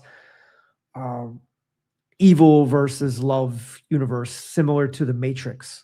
That's why Agent Smith and Neo they couldn't really beat each other. It's a perennial battle of good versus light, fear versus love. And I think the fear is winning out on our planet now. That's why it seems like a soul trap. Trigger points are points which make us feel despair, depressed, anger, doom, and gloom. Until we get past through them, they come back again and again. Sorry, that's why you isolated to reduce trigger. Tom Campbell says that relationships are where the rubber meets the road. It's absolutely true. I mean, if you lock yourself in a cave for 50 years and meditate, I mean, you can call yourself the most spiritual person in the world, right? You're the most calm, peaceful version of yourself because there's no one there to agitate you. It's when we're around people, that's where the rubber meets the road. So to get back to your comment, trigger points typically come through people. I mean, they could come through traffic, they can come through the weather, they could come through comments on YouTube, but that's people. So they could come through, let's say, not through people, but most of the time, let's face it, they come through our wife, our girlfriend, our husband, our kids, our parents, our coworkers. That's where it usually comes from. Scott says you have to beg. That's how he operates. Come on, guys, throw some super chats. Yep, that's Raymond. Thoughts in mind, money in hand. Please, guys, please, for the love of God, somebody give me $1, $5. Please, I need money. This is how I make my money right here. These live streams. I have $0 so far. I'm never going to do one of these live streams again unless somebody gives me $1. Seriously. Please, please. Was that good enough, Scott? It's not about the money, man. It's about the connection. We're all one. I study reality and make videos and do live streams and interviews. Okay. Is that your channel? El Diablo Handsome Devil. What's your channel? Space Monkey Mafia says, ha ha ha, I have lucid dreams also. Okay. And candidly, I usually end up having wet dreams. Okay. I know about those. When you buy, it's funny because the mind gives you what you don't have in reality, meaning in the 3D TikTok world. For example, I once fasted for 3 days back in my 20s. And dude, every night I was dreaming about eating. I was so hungry. And then the third night, before I broke the fast, I was dreaming about every type of food: salty, sweet, sour, pungent. And it's same thing with sex. If you're deprived of sex, you're going to dream of sex. If you're deprived of social companionship, friends, you're going to dream of being with friends. If you're deprived of money, you're going to dream of having money. That's just the way the mind works. For most people. Can you remote view some stock tips or lotto numbers? I'm working on it. I really am. But, there is a good book out there. I think it's called, I'm trying to think of the name of it. Something remote viewing. I have it saved in my Amazon, in my wish list. And it's about how to remote view the lottery and how to remote view sports matches so you can bet and make money also with the stock market. We should try it. Your dreams are installed by others in the astral world of simulations. I don't know about that. I disagree with that one. I think that we not control our dreams, but it stems from the subconscious. The old interviews with you and Chris were epic. Can you repost them on your page? Yes, I can do that. Maybe I'll repost a few here, put a few on Patreon. I've actually been posting. Oh, somebody gave $5. Thank you to whoever gave the $5. I'll get to you soon. But, it was Chris. Chris One with God, I believe it was. Thank you, Chris. Much appreciated. So yes, just for that, I'm going to repost one of the old videos, one of the better ones on my YouTube channel. So, and I'll put a couple others on Patreon because I think in all 13 or 14 interviews with Chris, and they're still good. I mean, they're evergreen in a lot of ways. I'm not going to pronounce that name. I was just kidding. Great to see you again. Okay, thank you. Your thoughts on lucid dreaming? So with lucid dreaming, I think it's a skill. I think you can teach yourself to lucid dream. I've had a few lucid dreams. I remember I had a lucid dream about 8 months ago, a year ago, where I was standing in the kitchen of the residence I used to live in before this one. And I remember thinking, it's kind of odd I'm standing in this kitchen because I thought I moved out of here. And I remember looking back and then looking. So I basically looked away and then I looked back and the counter changed. And I said to myself in the dream, holy crap, I must be in a dream because the counter just changed. And then I woke up soon after that. But if you could really lucid dream, I remember one time also, this is why my dreams are so real. Maybe I was watching too many prison shows, but I was dreaming that I was in a toilet, you know, like a stall, like you would see it, like you would find in any public place. But I was in jail. I think I was in jail. And there were some, you know, convicts, let's call them convicts. And they, you know how people sometimes they would raise up over the stall, they climbed up and they were looking over. And I was doing a number too. This is in the dream. And I remember looking around, seeing these guys, and I'm like, oh my God, this has to be a nightmare. This can't be real. And then one of the guys actually said to me, he said, this ain't no night. He said, this ain't no nightmare, man. This is real. And I was like, oh my God, I can't believe this. And then I woke up. But it felt so real. But in the dream, I said, this can't be real. And the guy actually answered me and said, no, it's real. So I do believe I could have been in the astral world. Could have been in the astral jail there. Hammer's facts. When did you first learn of Satan's little season? Satan's little season, because before Mandela effect, Satan was never given dominion of us, but was cast to hell for eternity, always trying to escape hell so he could rule then over us. What's interesting is that most people don't realize that the Illuminati or deep state, they are paying homage to Satan all the time. So for them, it's reverse. You know, Satan is God and God is Satan. But I don't know anything about Satan's little season. I don't know anything about that. Space Monkey says, I need to try to get back to sleep. Yes, please go back to sleep. You have to wake up soon. Thanks for interacting with me, Chad. You're great. Don't ever question the value of your time, energy, or creativity. It's reaching those who it's intended to.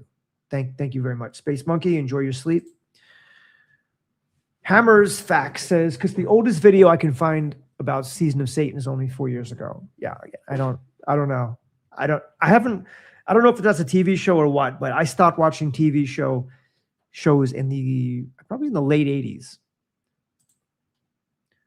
Look into Vadim Zeland. You won't regret it. All right, I'm going to write it down. So I am going to look into it. Because sometimes people tell you they'll look into it and then they forget. Not me. I'm going to actually take the time and write down Vadim Zeland, and I will look into it. By the way, that's the name of Eddie Bravo's podcast. It's called Look Into It. He doesn't get that many views either. Chris One with God says, Chris Sinatra. Okay, are you Chris Sinatra in disguise? Thank you, Chris. To all the Chris's out there, thank you. Eddie Avila says, hey, Chad, are you planning on writing a book? Yeah, I talked about it last year. I'm kind of torn. I started writing the book. I have a few chapters, but I didn't know whether I should write a book or create a Substack, which is basically like a kind of a blog where every time, maybe not every time, but most videos, I would put an article up that would correspond with the video. And I believe I have the URL strangeconspiracies.com, and I thought that would be, I know it should be openyourreality.com, but I like Strange Conspiracies. Remote viewing with Chad first, running an hour along the Bayside. The Bayside, yes, the Bayside. And by the way, I'm highly thinking about getting into remote viewing as a career. Maybe not as a career, but as a way to win the lottery or to make stock picks or sports picks. I'm not a gambler per se. I don't gamble. The pain of losing to me is 10 times worse than winning. So I'm very risk adverse, but I would be open to the experiment. Yes, you can train yourself to lucid dream. Yes, that's what I believe too. I believe you can. I don't know from experience, but I believe you can. Because everyone I ask, hey, where's Satan right now? And it's been for a long time. They say hell, unaware that actually was given them. Okay. And always remember, there is no spoon. Fascinating dream. Most surely you were in astral. Probably. That's right, guys. There is no spoon. Do you think Michelle Obama is a man? Yeah, I was going to say, so I watched the UFC. Some of you are into UFC. Some of you have no idea what, you know the UFC maybe, but you just don't watch it. But there was a great card. It was at the White House, UFC 250 this past Sunday night. It was streamed on Paramount Plus. And by the way, I did pay for it. It was like $13 or $13.99 for the month. And by the way, Conor McGregor is fighting July 11th. So that's coming up. And he's going to be on Paramount Plus also. I'm not plugging them. I'm just letting you know. So there was a fighter on the card. His name was Josh Hokett. Kind of a little bit of a chubby guy. He wears a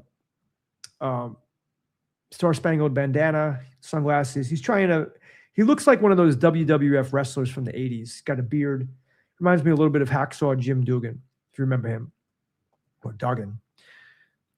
But in his interview at the very end, he said, Michelle Obama is a man, you know? So I was like, whoa, that takes guts. And I saw a video. Someone made an AI video. Whoa, one of my lights went out. All right, that's going to be actually both of, that is strange. Both of my lights went out at the exact same time. I'm going to be a little bit in the dark here. So it's kind of too late to, let me see if I put the candle in front of me. That's going to be hot. I'll just keep the candle there. That's the problem at night. Sorry, guys. It's, this light right here is out. It's just going to flash if I put it on. See, just flashes. Okay. Kind of works. So there it is flashing. Yeah, that's the problem with this. I have this other little light I was using. They both went out at the same time. All right. So like I was saying, I saw this AI clip when someone put together where I shouldn't even talk about it. It was very, very funny. It was Josh Hokett was in a room with Michelle Obama, and he looks down, and on the wall is a silhouette, and all you could see is Michelle Obama with, like, you know, a long hot dog. It was very funny. Someone wrote, great. By the way, I don't think there's any way to ever get off this live stream because there's always going to be more comments than I can read.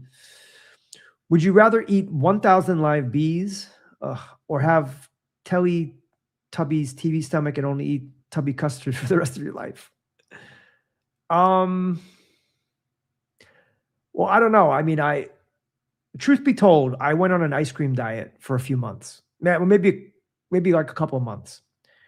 And I did it for certain reasons. I'm not going to get too far into it, but I chose Haagen-Dazs vanilla because it has the least of, it's basically just egg yolk, cream, sugar, vanilla, and something else. And I would just wake up and I would buy one of those big gallon tubs, like the ones for $18, and I would just eat it all day. I have to say, I mean, after a while, your taste buds kind of lose the sweetness, but still, I could eat that thing every day. So I might just have to side with that. Although most people would eat the 1,000 live bees. Maybe if I was a honey badger. By the way, I did watch a 12-minute video tonight on the honey badger, and they are tough as hell. Even lions won't mess with them. I wake up in the middle of the night and you're live. What a surprise. Yep. You never know what I'm going to surprise. You never know when I'm going to pop up live. I'm going to do more live streams. Got David Wilcock's books right here. Haven't even gotten into them.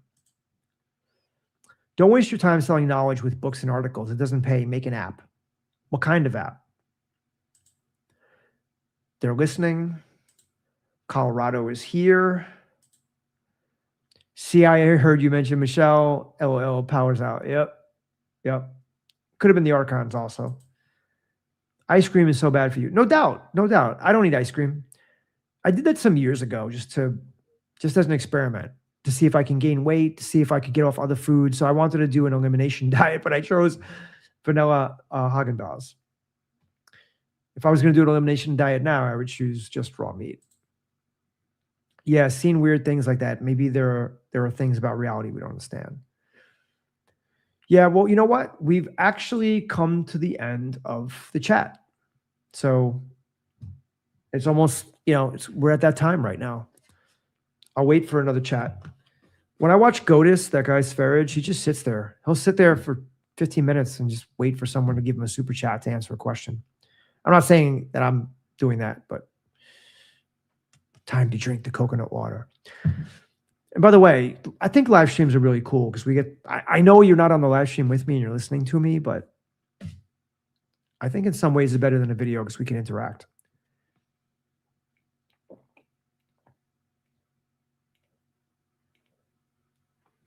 Man, your throat gets parched. We've been on this live stream for 1 hour and 46. As a fit man, oh, that's a good question. As a fit man, do you get a lot more dates? Actually, you'd be surprised, but when I'm out in public, even when I'm in a tank top or whatever, females never talk to me. I mean, never. And I guess if I spoke with them, I don't know. I don't really speak to females out in public. I go out to the gym, I work out. I'm not really talking to anybody. If I go to the supermarket, I'm just there to get a few things. I go, it's like a mission. I go in there, get my stuff, I go home. And I don't socialize much. I don't go to clubs. So I don't really meet too many females. I mean, the most females I see would be at the gym. Most of them are working out. Most of them are looking at their phones. Most of them are on their headsets. I mean, I definitely look more cut than most people because I'm low body fat and I work out a lot. I know it's difficult to see with the lighting situation right now because I lost the light, but I mean, you've seen some of my other videos. I think being fit absolutely helps you. Being a bodybuilder, not really, because some women are just turned off by that look. Some women like it.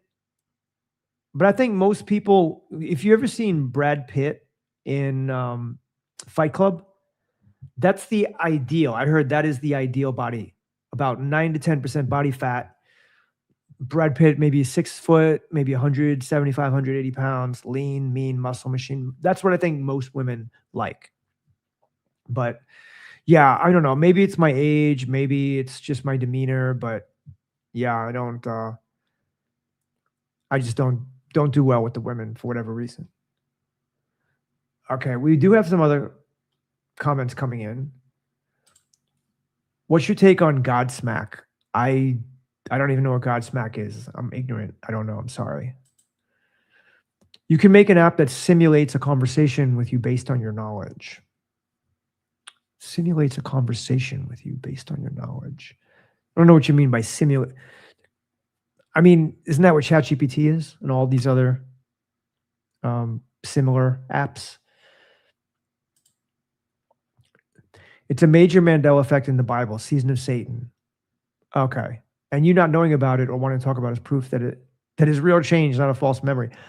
No, the thing with the Bible is I've never been much into the Bible. So I know the lion laying down with the lamb and all that, but I know that there have been biblical Mandela effects, but I'm probably the wrong person to ask about them.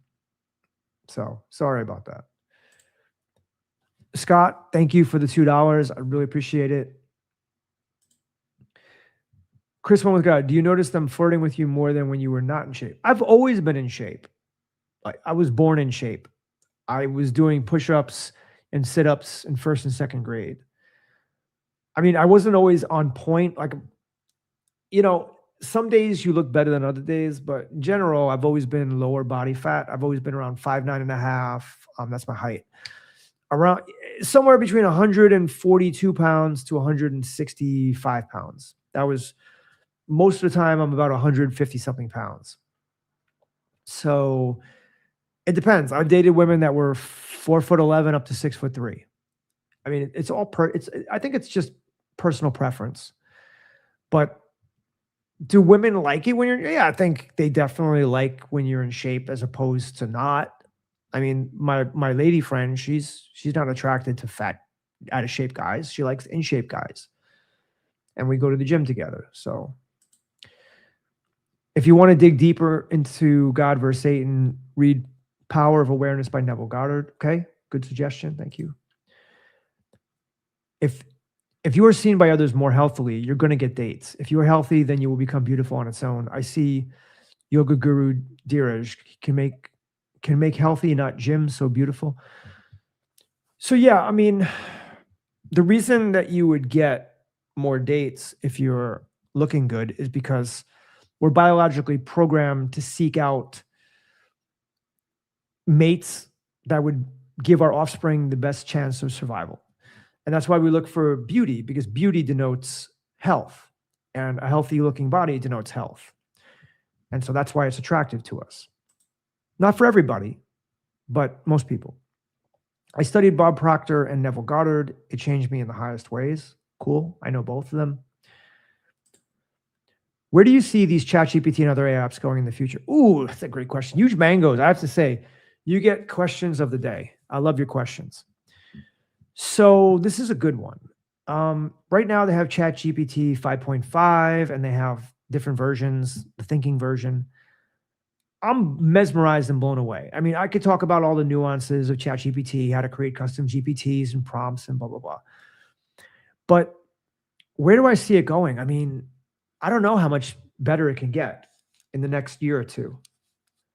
It's already had a major jump from 2020. I would say from 2023 to now, or even from 2 years ago, it is substantially better in many ways. It still hallucinates a little bit. It's still not perfect.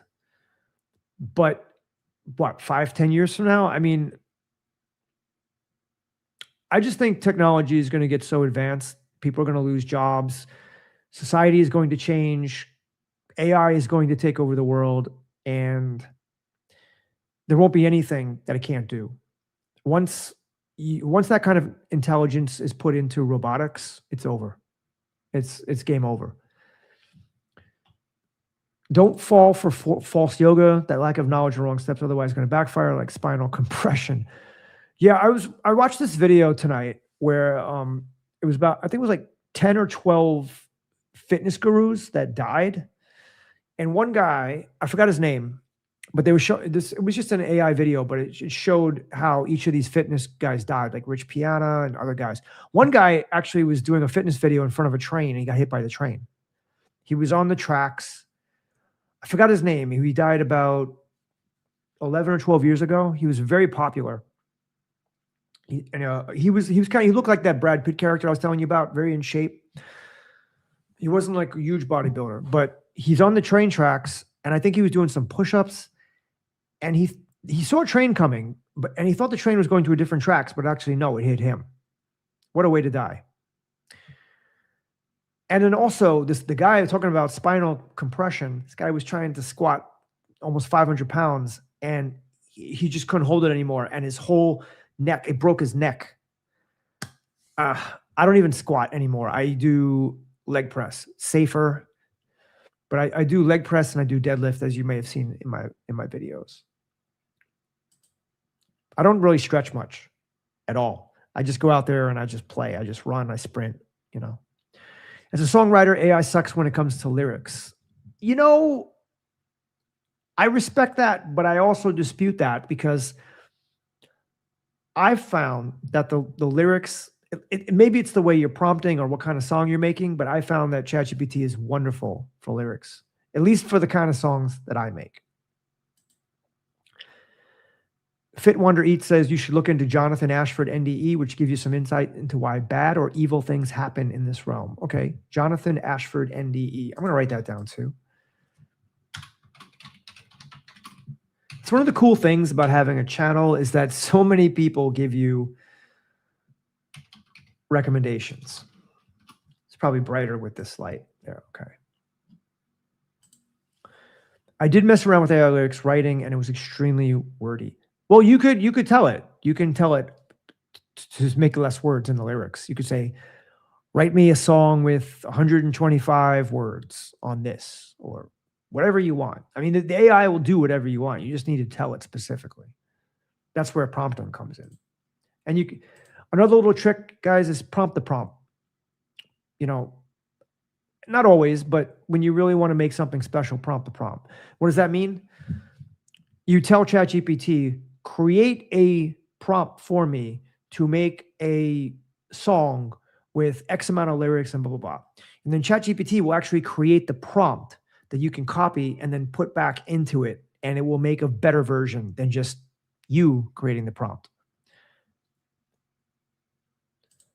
Someone says people stay up this late. It's like time. It's all relative. You know, maybe for someone else, it's 3 o'clock in the afternoon. For someone else, it's 12:30 at night. But yeah, people do stay up late. In a songwriting class, you'll learn tricks and tips that AI will never grasp. Human mind is too incredible to hack. You know, give it a few more years and you might think differently. Have you looked into physical mediumship? Not many people cover this subject. Physical mediumship. No, I don't know. You'd have to explain that to me. I'm not sure what that is. I know what mediumship is, and I know what physical is, but I'm not sure what physical mediumship is. Fit Wonders Eats, I'm in Australia, so it's quite early.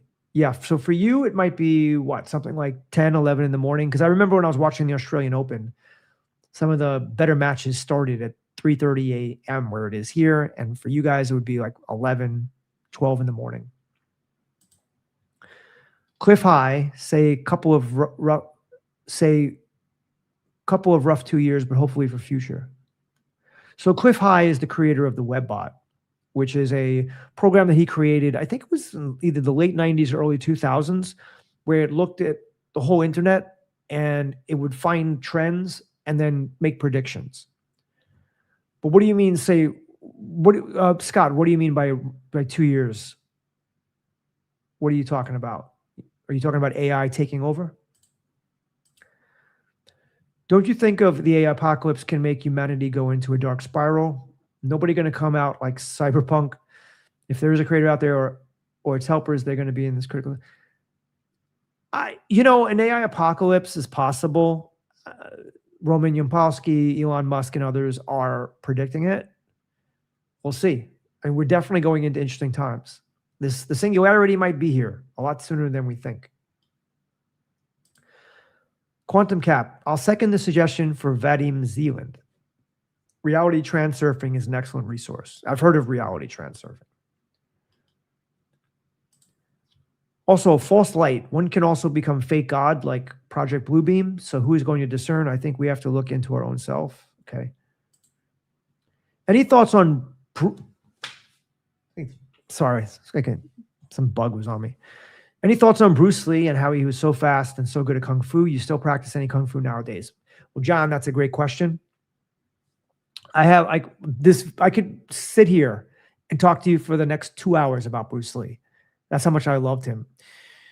And I read several biographies on Bruce Lee. I'm trying to think of the best one. Let me see if I could tell you that book. I'm going to look it up.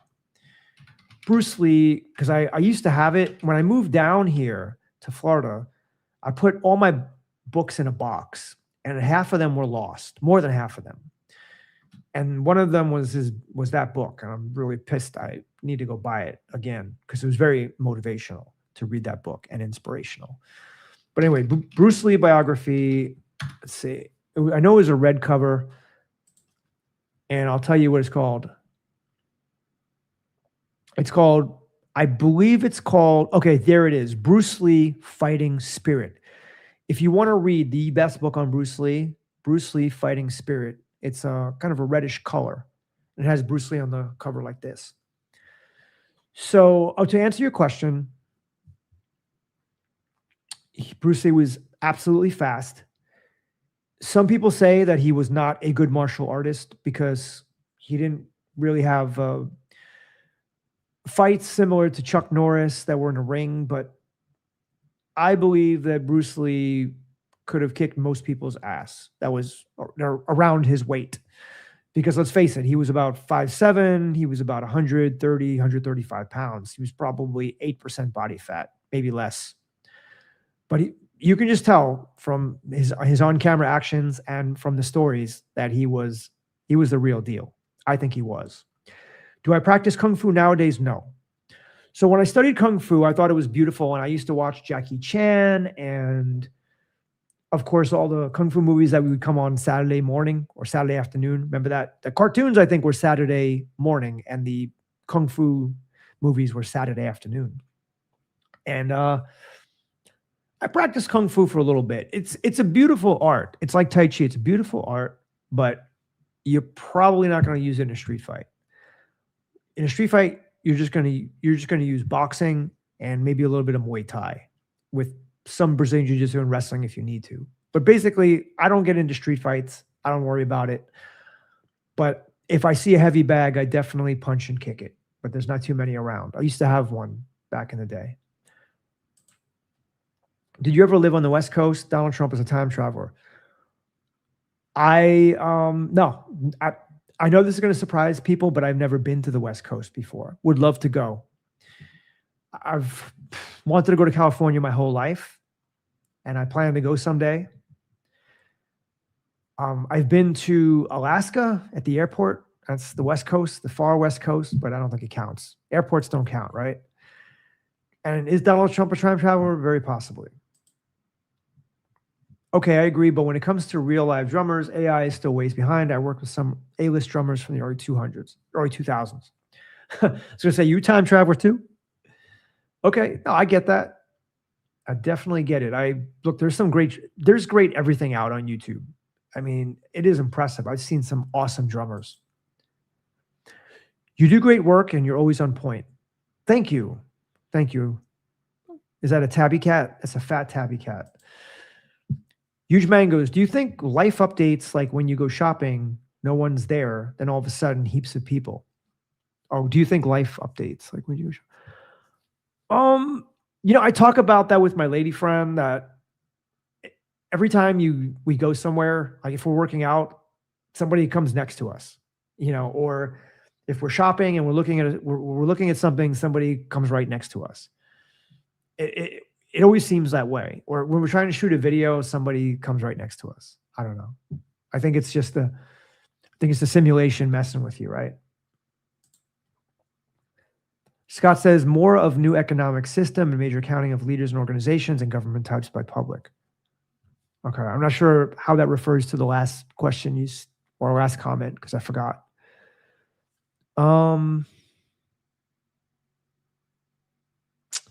I think AI eventually will be implemented in everything, even in the economic system. I think we definitely have I'm trying to think of the words. But an antiquated, that's the word I'm thinking. We have an antiquated system where we have a politician. We elect politicians that decide on certain, again, it's late. Whatever you call them, certain stances, certain policies, bills, whatever. And we should be voting on the bills themselves or the policies themselves and not the politicians. Because obviously the politicians are not there for us. They're there for the corporations. Because the only way that the bigger politicians, not at the small level, like at the city level, but state and the federal, president, vice president, the way they get in there is, you have to spend a lot of money. Remember Ross Perot, he spent all that money. He didn't become president. But if you want to compete with the big dogs, you've got to spend millions and millions and millions of dollars. And then when you get into office, you got to do their bidding. So that's why I don't trust politicians. They're politics. That's what George Green said, politics. And I I think we should be voting on the issues, on the policies, not just electing one guy to go in there. Yes, people age and BSM. Okay. People age and bands go away, but think of other. Yeah, look, the thing is, the great music, we had a great run. The music of the 50s was absolutely mind-blowing, sensational. I mean, think about my grandparents used to listen to the 40s music, the 30s or 40s music. It was horrible. It was just like I don't even know what that was. It was very boring. I don't know. Try to, you don't, if you try to look at the decades, like nobody's like playing 1940s music, right? I mean, you did have a few great composers. What was it, Glenn Davis, whatever, back in the day, you had a few.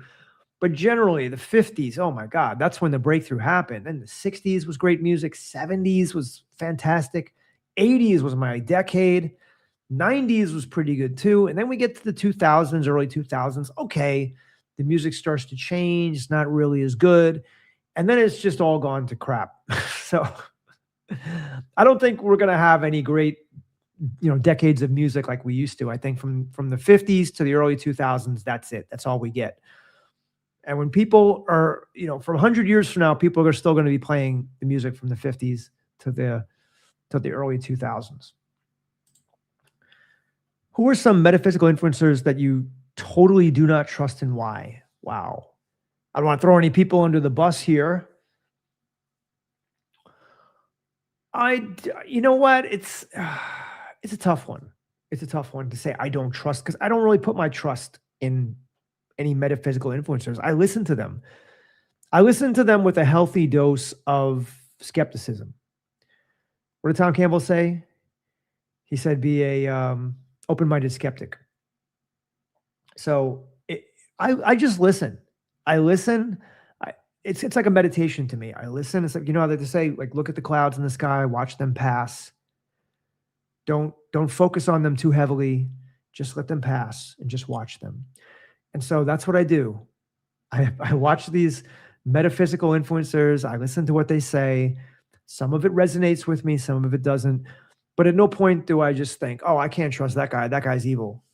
I don't think anybody really puts out information like that, at least that I've seen, to try to, I don't know, scam people, I guess.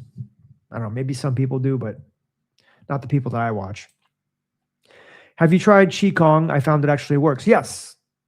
I read the Daniel Reed's The Tao of Health, Sex, and Longevity long ago, back in the early to mid 90s, I believe. And he talks a lot about Qigong, and I bought two more of his books. And one of them is all on Qigong. And I have practiced it.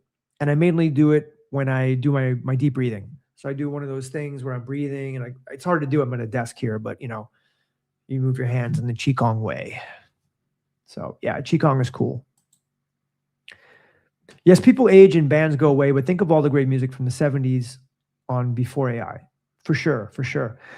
And you know what's to me the best is actually seeing a live band perform the 70s songs. I went to the Kravitz Center in West Palm Beach some years ago. That's a story and a half. I could sit here for half an hour and tell you the story, but it was the Pink Floyd experience. So they're a cover band for Pink Floyd. Music from the 70s, maybe some from the 80s, but they were better than Pink Floyd. And there's a band that comes around once in a while. There are 4 guys, and they play 70s music only, and they are so good. I don't know the name of the band, but if they're in town, I'm watching them. And I don't go to concerts that much. Do you think aging is part of the simulation? Do you think you're outperforming the Matrix in this regard? Yeah, I think we are programmed. I think at the cellular level, we are programmed to die. For sure, entropy exists in the cell. There was a great book that I read. It's called Long for This Life. And it's about the history of the cell. And it's about the scientists that have, we're trying to find the solution to aging. And I love biology books like that touch on the history, and they talk about story, not just what's going on in the cell, but what's going on in the cell is also fascinating. But you have these ribosomes and you have the mitochondria, and to just sum it up, everything goes to crap when you age. And the older you get, the faster you age. And the only way that we could really slow it down, I mean, they say they can slow it down now through drugs or certain ways, but we can't stop the aging process, at least not in the mainstream, maybe with the med beds, but it's through caloric restriction with adequate nutrition. So you would have to, and there are people that do this, by the way. There was a scientist named Wolford who he didn't do it his whole life, but he did it towards the end of his life, but he died when he was about 80, 81. He couldn't, things happen. You know what I'm saying? And you'd have to be doing this from the time you were born, because if it's been known that if you give a lab rat, especially a monkey, like a rhesus monkey, a third less calories than they would normally eat, they live a third longer. And they're also healthier during that time. So unfortunately, yeah, we all love to eat and eating does us in. But if you could fast even 2 days out of the week, you'd probably extend your life a bit. Again, doing it from the time you're young is really the way to go, or maybe from the time you're 18. But doing it from your 50s, you're gonna live a healthier life, but you're not going to extend it that greatly. But am I outperforming the Matrix in this regard? Everybody ages differently. Some people think I'm older. Some people think I'm younger. I don't know. I think sun damage is a factor. You could definitely be doing a great job, but if you're sun damaged, you're going to look older also. Bro, if you see random bugs, you need to look for signs of... No, it's not that. It's not that. It's just because sometimes I put because I eat raw meat and raw vegetables, and if I put them in the garbage, sometimes the bugs come if I don't throw the garbage away every 3 days. You should do a video on the Donald Trump time travel. Didn't I do one? I thought I just recently did one on Donald Trump. Also for birds. Yeah. Ravens are very smart. Ravens, dolphins, but they say actually the honey badger is actually just about as smart as the raven and the dolphin, which I didn't know that. They are very smart. Oh, I have a question. Do you think we will have a social score system like in China here in the US? Yes, and in a way it's clandestine in the sense that jobs could actually pull up your credit score, and your credit score is kind of like a social score. So if your credit score is not the best, a job may not hire you, you may not get an apartment, you may not get a car. So we kind of already have a social score in some sense. Of course, my score would be 0 with this channel. You ever watch Vladimir Shmandenko, who goes by the internet alias Anatoly, or sometimes, yeah, I've seen him. He's an elite Ukrainian powerlifter famous for viral gym prank videos where he wears a disguise.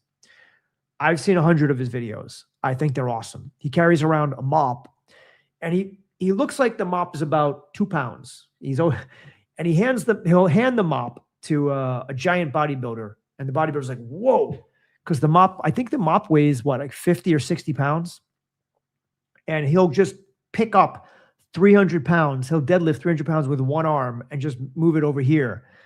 And he gets these looks. And everybody on the internet these days, right? It's all about getting views and shocking people. And he's got a good stick because he wears these janitor clothes and he looks like a thin guy, but he's extremely strong. What about people making lists of names of who do we pay our taxes to? I'm not sure what you mean by that. What about people making lists of names who we pay? Yeah, I'm not sure what you mean. Huge Mangoes, what's your thoughts on poetry? Why did we stop 100 years ago? That's what everyone did for job.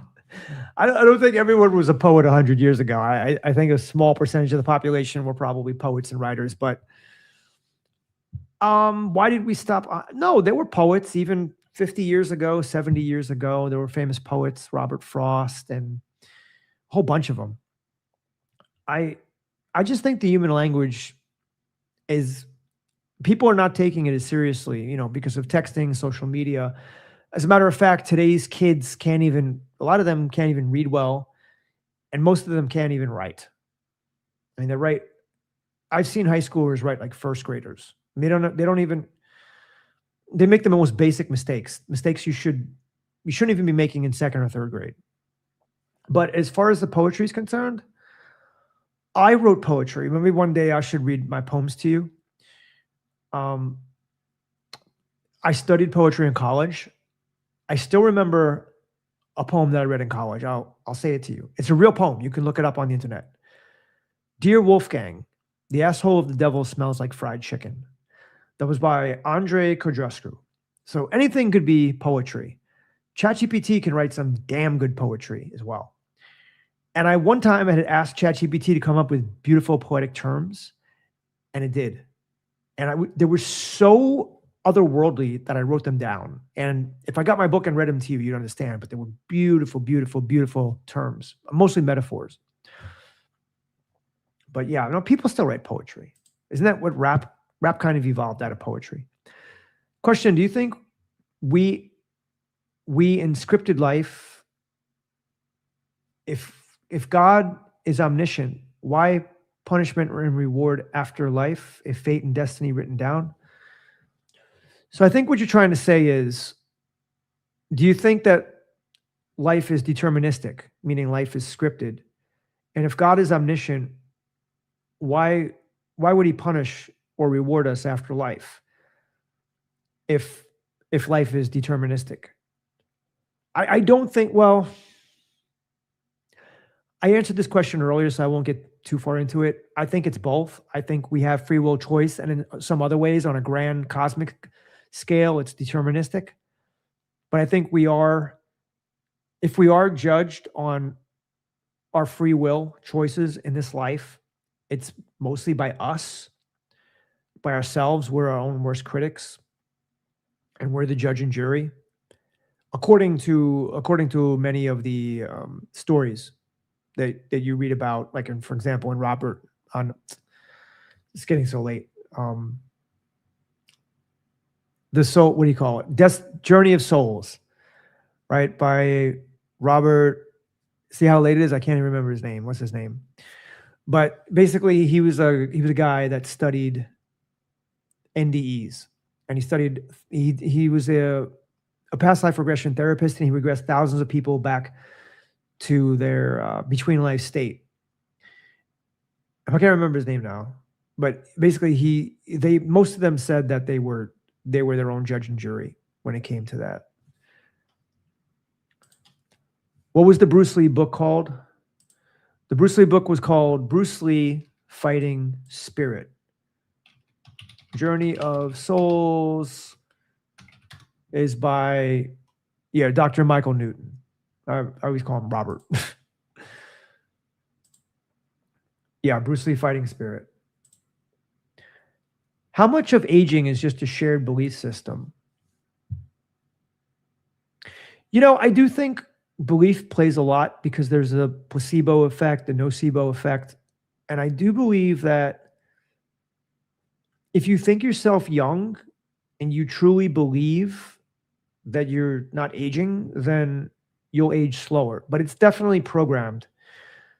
I think one of the longest lived people in recent memory was a Chinese man who, I think he was born, and Daniel Reed talks about it in the Tao of Health, Sex, and Longevity. I think he was born in the 16th, maybe the 17th century, and he lived maybe to the late 19th or late 20th century. Not the late 20th century, sorry.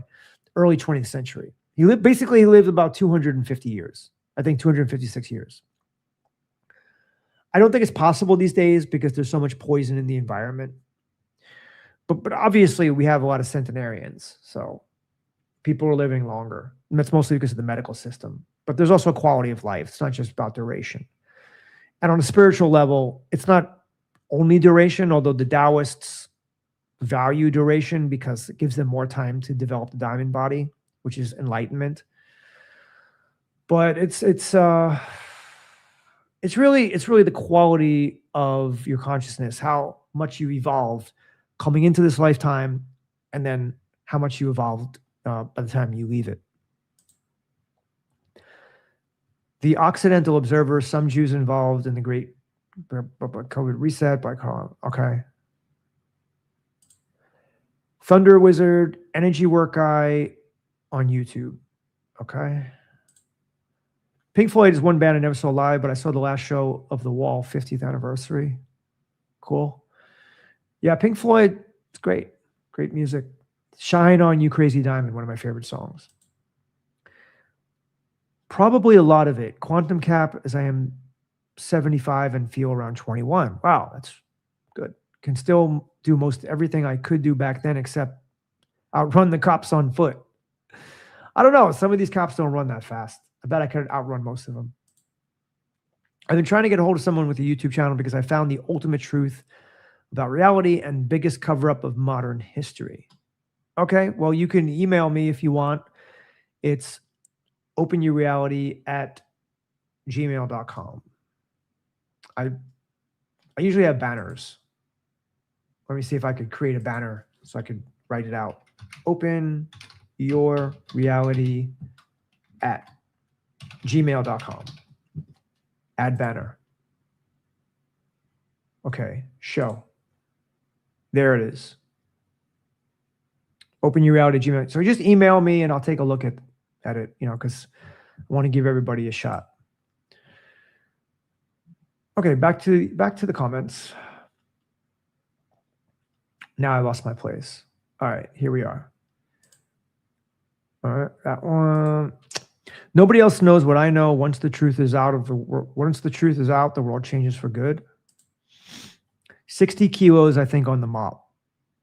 No, I think it's 60 pounds. 60 kilos would be like 130 something pounds. I don't think the mop would be that heavy. Seeing your face, it feels you looking for miracles, saving knowledge, but also hopeless you ain't going to find. All right. This is interesting. YouTube alerted me to this. Hey, Lunar, you play the guitar? Metallica is still on tour, about to break the record of Bon Jovi for the longest continuous tour. Yeah, some of my friends were really into Metallica. I just never vibe with Metallica. I never really liked their music, but yeah, it's incredible. It's incredible, right? Because they started their band in the late 70s, early 80s. Best cover band I know is the Hindley Street Country Club out of Australia. They can do it all, 60s to 2000s. Cool to know. Metallica lead singer in Navy, but did not go to party with him because of substance that could have been around. Okay. I had an NDE in Denver hospital, and it's true. Your life flashes before your eyes. Yep. Not every NDE is the same. Some people see blackness. Some people go to hell. Some people just go out of their body and they can look down and see everything, and then they go back in. Some people go into the light. Some people meet their relatives. I mean, it's all different, but most of the patterns are the same. Okay, where's our next comment? Bro, you just reading books on surface levels. Read one, maybe Tao, and think and experience with your own life experiences. You need depth. Dude, I do have depth, okay? I've been in this thing for 30 years. Do you follow politics? On YouTube, there's a channel called the X22 Report. I am familiar with it. It is a very positive view on what changes Donald Trump is making for Americans economically, getting out of the debt. Yeah,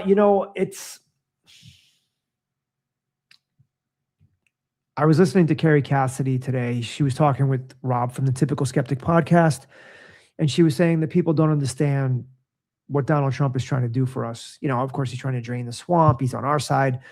And then you have people like the health ranger, Mike Adams, and he's saying that Trump is not on our side. And, he's working for the Israelis, and some people think the Israelis are working for the lizard people, for the aliens. And there's so much disinformation out there.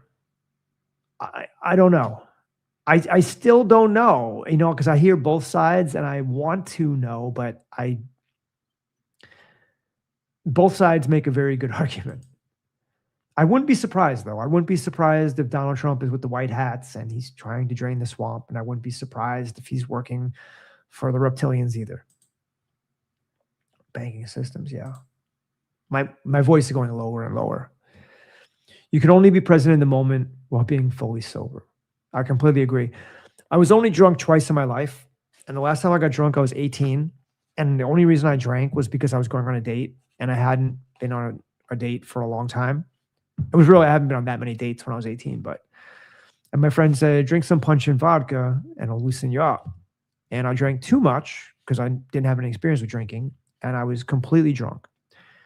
And I remember when I was completely drunk thinking, I will never in my life do this again. And I never did.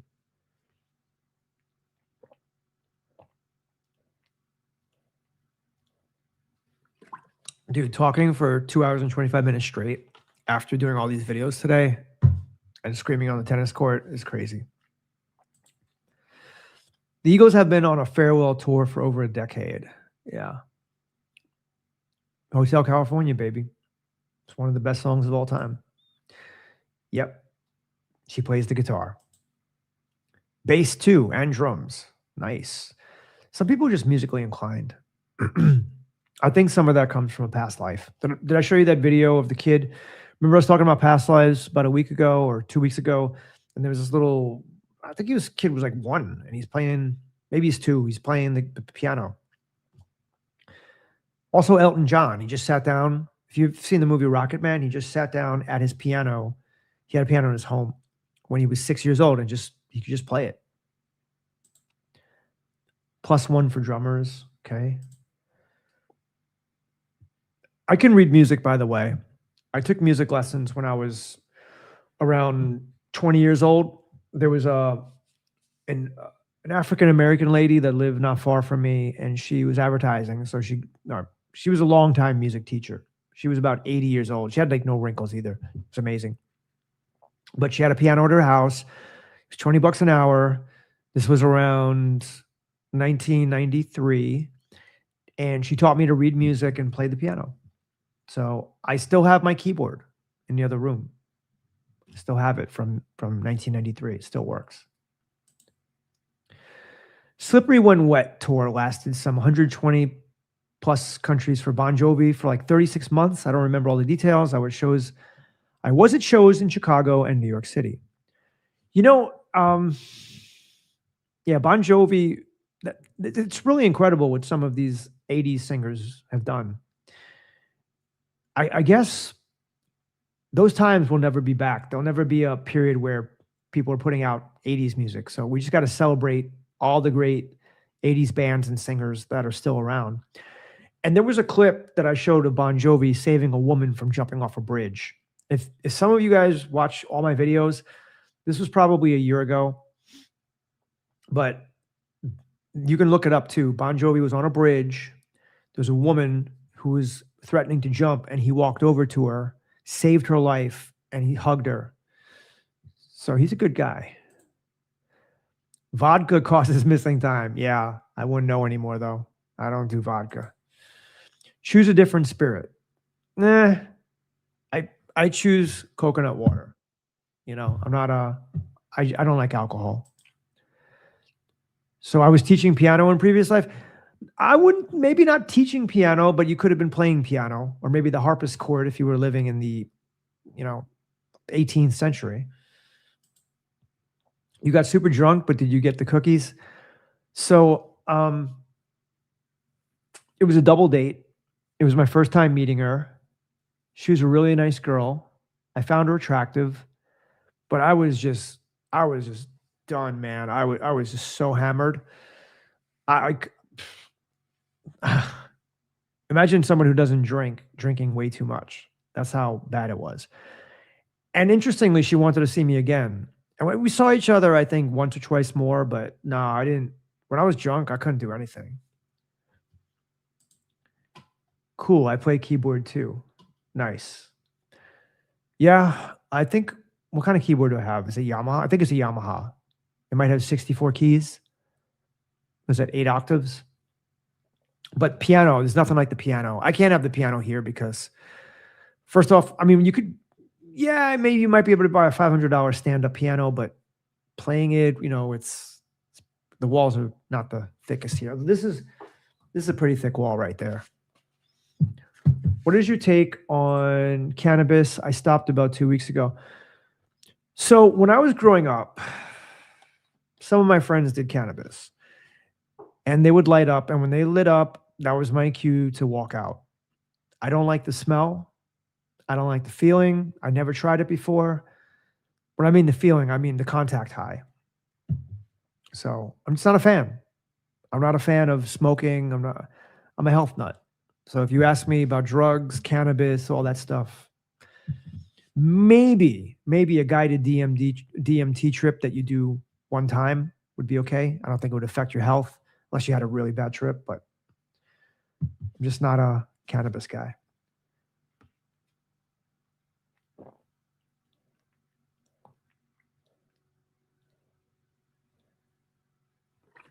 Oh, God. I'm thirsty. When this runs out, I'm going to have to stop the live stream or go to the kitchen. It's pretty cool, though, that we can have this live stream because you guys are just jamming with me. If you're just got on the live stream, my lights went out about 20 minutes ago, so I'm sorry. I'm sorry if I'm not lit up very well. I have a light on over there, but it's not doing anything for me. Or it's not doing much for me. I sleep on my couches, by the way. So I sleep on that couch right there. And those are my two bikes. I don't know if you can see. Well, you can't see because the chair's in the way, but those are my two bikes right there. Those are my two bikes. I sleep on that couch and I sleep on that couch sometimes. There's a 3-seater and a 2-seater. So I will be hitting that couch in not too long. Let's get on camera. Is that a little bit better? Maybe a little bit better. All right, next question. Email sent. Okay, I will check out your email. Thank you for sending it. The custom mop used by powerlifter Anatoly in his viral gym pranks weighs 32 kilos, which is approximately 71 pounds. Yeah, that's what I thought. I thought it was around 60 pounds or so. We had a pump organ in our house growing up. My stepmom's dad was Salvation Army band, so we got to try a lot of instruments. Okay, that's cool. I used to play trumpet. I played trumpet in high school. I thought I was pretty good. My singing voice came back after quitting weed. Okay. You know I sing too, right? You know I have an album out. It's called Varel, and I sing on it. Somewhat. What's up, man? Long time no see. What's up, Creeptasia? How you doing? I am happy to meet a fellow health nut. Wish more people were self-aware. Well, my lady friend is very self-aware. She is, she's like me. She doesn't eat processed food. She eats all her meals at home. She works out every day, whether it's walking, biking, or going to the gym. And she's very aware of our health system and all the poison in our food and environment. She doesn't smoke. She doesn't drink. And I think when you have health issues, because she and I both have health issues, that's when you really come to it. Most people that don't have health issues, they're like garbage compactors. My father was very unhealthy. He was almost 400 pounds. And he was one of those people that worked a lot, didn't get good sleep, was overweight, never exercised, never paid any attention to his health. And I saw what happened to him later in life. And I knew, kind of figured something like that would happen. He suffered.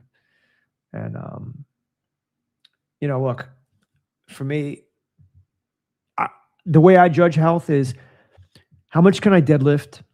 How fast can I run the 40? And how high can I jump?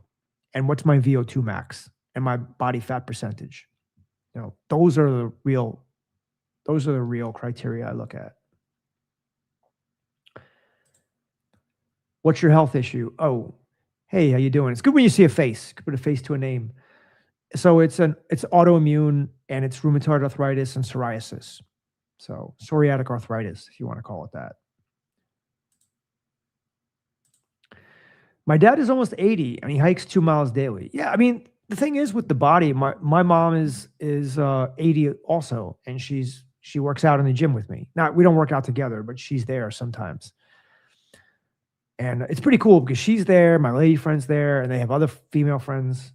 So it's kind of like a nice little thing. But most of the time, I just like to, I don't like to talk much. I like to just get in there. There's also an 81-year-old woman in there. She flips tires and she hangs on the bars and everything. She was a gymnast. It's quite inspiring, you know. But if you think about it, the body, it shouldn't disintegrate. You know what I mean? I know it does, but if you could stay away from the bad foods and stay away from all the bad habits and you exercise and you drink good water and you get sleep and you move, you know, it's hiking 2 miles a day should be the norm. You're right about health, people, and not. Yeah. Yeah. And you know what? When you have an autoimmune condition, there's only two ways you could really go about it. You could go through the medical system and take their drugs and submit to the doctors, or you can choose to be your own doctor. And really, nothing can heal you because the body is the only thing that can heal itself. And you can get out of your own way and let the body do what it does. And most people, they end up going down this long rabbit hole. And a lot of times sometimes it works, sometimes it doesn't. People end up being vegan, like I ended up being vegan. That didn't work. Some people end up doing macro, some people end up doing carnivore, you know. But overall, like I said before, the thing that saved me the most was diet, getting rid of the processed food, going carnivore, mostly carnivore, and getting sunlight. No more Woodstock 69. It's a shame. Beautiful scene. Yeah, you know, I spent a lot of time in Woodstock. Obviously not in 69. I wasn't born yet, but Woodstock is a quaint and cute town that's not far from New Paltz, where David Wilcock grew up. And I'm sure David Wilcock visited Woodstock many times. It's a very new agey town. They have like a really cool new age bookstore. They have a cool candle store with custom candles, like mom and pop bakery shops. It's so cool. I don't think they have one corporate chain store there. I know the last time I was there was 4 years ago, but I don't think it's changed. And there's a couple of monasteries around there as well. Beautiful place. I'm 52. My husband is 60. Aging is difficult. No, I get it. I get it. So you're just around my age. Raw fruit and raw greens.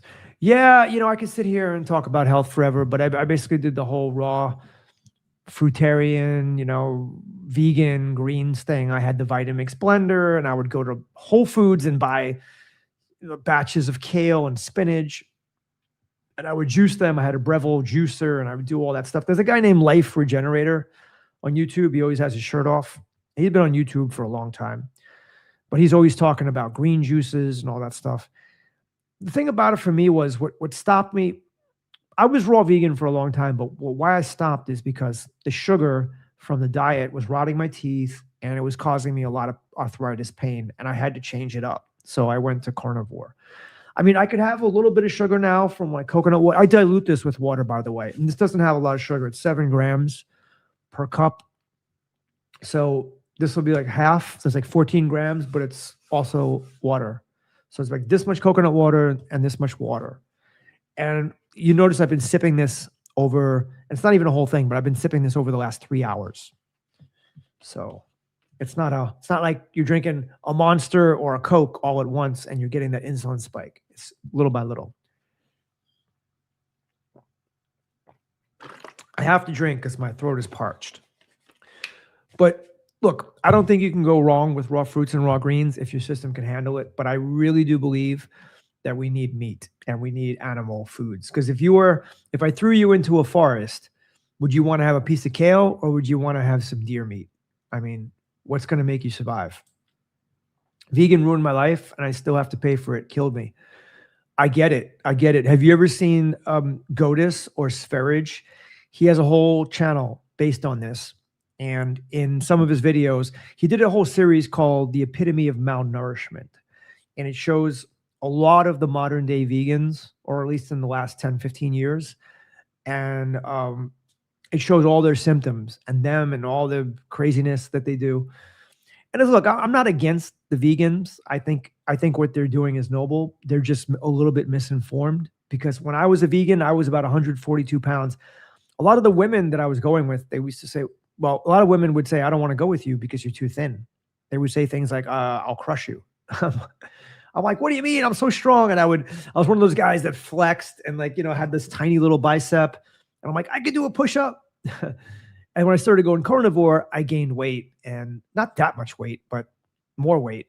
And I looked a lot better. As a matter of fact, my lady friend said she saw a picture of me from 2018 when I was about 144 pounds. And she said, I looked like I was in my 60s. And she said, you look 15 years younger today compared to that picture. She says, when you were thin, it was disgusting. I thought it was pretty cool when I was thin, but I guess, most women don't like a thin guy. Fruit is the best type of sugar. Yeah, I would say so, because if you eat the whole fruit, because it comes packaged with fiber and water and nutrients.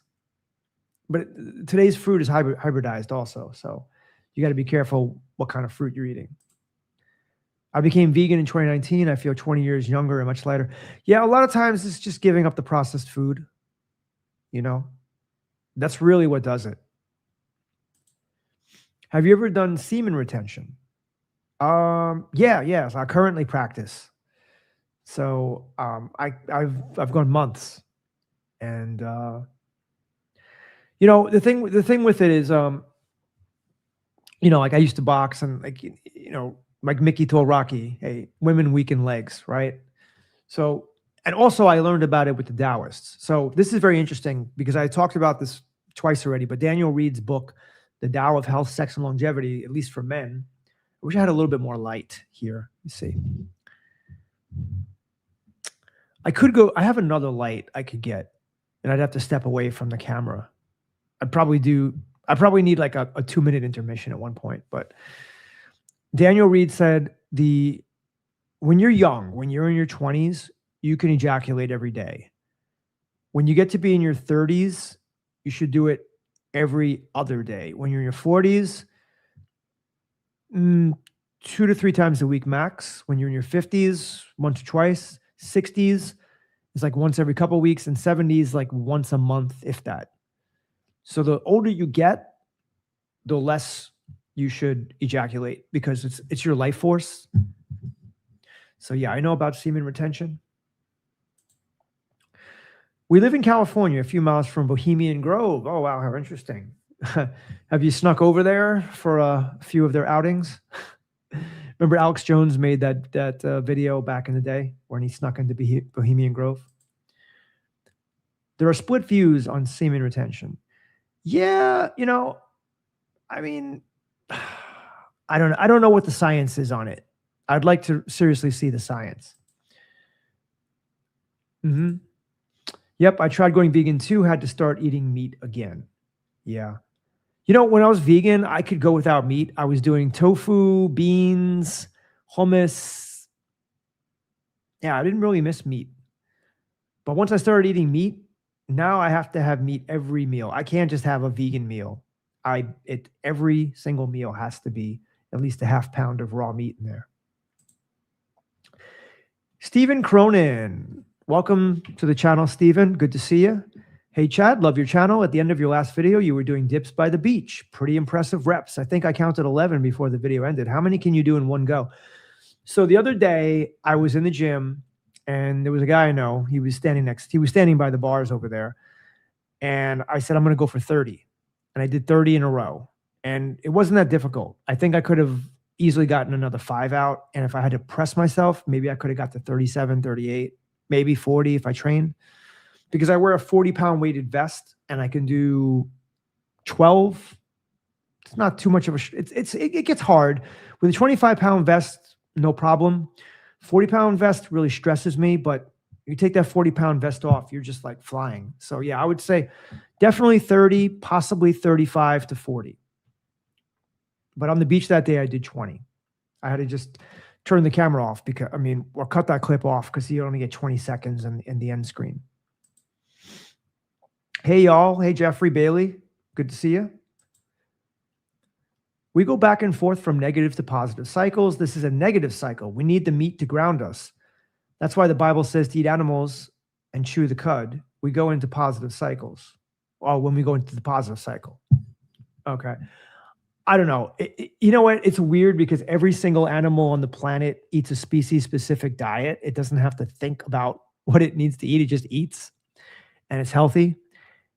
And we humanoids are the only ones that have trouble with this. And I really do think it is because we are hybrid beings. We are humanoids who have intermixed DNA with aliens. And so we don't really have a species specific diet, but I think if we did have a species specific diet, it would be to eat meat and a few plant food. Like plant food was good when we couldn't get meat, but mostly we should be eating animal foods. And that comes from somebody that was vegan for many, many, many years. Try MAP, the co-creative White Brotherhood Medical Assistance Program by Michelle Small, right? For staying healthy on the physical, emotional, mental, and spiritual levels. It's more important. Try MAP, the co-creative White Brotherhood Medical. I have no idea what that is. We can EA. Eat? I don't know what you're talking about. EA Sports. The knights in 1400s didn't sleep with their wives the night before the battle. Oh, I certainly believe it. I certainly believe it. Star charts. Diet. Okay, diet. Some people think diet means losing, eating food to lose weight, but diet just means the food that you eat on a daily basis. We can eat veggies and fruit. Okay. My friend was a security guard. Our ex-keyboard player was fired from there. Ha ha ha. Alex Jones' Bohemian Grove was BBC via Channel 4 UK TV company production. Yeah, I remember that. I remember he saw the big owl and yeah. Good to see you too, man. I just saw the most amazing sky over Middle Tennessee. There were so many lights moving in so many directions, stopping, slowing down. It was crazy. So do you think those lights were UFOs? Or do you think they're man-made? Time Warner provides all scripted news teleprompter text. Yeah, I've showed, there are clips of news channels all saying the same thing. And I also showed clips of billionaires all saying the same thing. So what does Donald Trump always say? Central casting? They're all speaking from the same script. If you wonder what I'm doing, I'm listening to some music to try to keep me inspired. I'm changing the tune though. I was listening to Dune for the last like 2.5 hours. I got to change that up. Now I'm listening to a commercial. I'm gonna have to go to the bathroom and get a drink soon and get a light or something. We're gonna have to have a 3-minute intermission at one point. When I start moving like this, I have to go. Eye roll. Do you think that it ultimately sucks about senior attention? We all grow up all our lives wanting sex and joy. I mean, all right. I don't mean to be a party pooper, but when you get older and when you get to be more spiritual, you realize that it's not the same. You know what I mean? Like you've been there, done that, and it doesn't hold the same allure. And frankly, when you're younger and you're mixing it up with different people, you realize when you get older that you just shouldn't do that, because everybody has an effect, a different effect. And if you don't know that person well, we all have auras and I just don't want any bad energy. So when I was younger, I didn't care and I really didn't know. And I don't think about sex the same way anymore, so. Do I look at women and I think they're, wow, she's hot? Yeah, of course. But, it's another thing to do something about it. Would you put Pulp Fiction in your top 6 movies? Oh my God, this is such a good question. So my lady friend has not seen like every good movie that's ever come out. I'm talking movies like Interstellar, JFK, Legends of the Fall. There's a whole bunch of movies that we're supposed to watch. And so far, we've only watched 2. We've watched Hoosiers, which I think is one of the best sports movies of all time with Gene Hackman. Excuse me. And we also watched Seabiscuit, which I think is a great story. But I would not, no, definitely not put Pulp Fiction in my top 6 movies. It doesn't even make my top 10. It doesn't even make my top 15. I like Quentin Tarantino, and Pulp Fiction, I could recite many of the lines of the movie. I just don't think it's as good as a Rocky or an Interstellar or a Matrix. You know, those type of it's getting late, so it's hard for me to think of adjectives, but you know, those type of epic movies. Because we would want to go all the time. Because we would want to go, okay.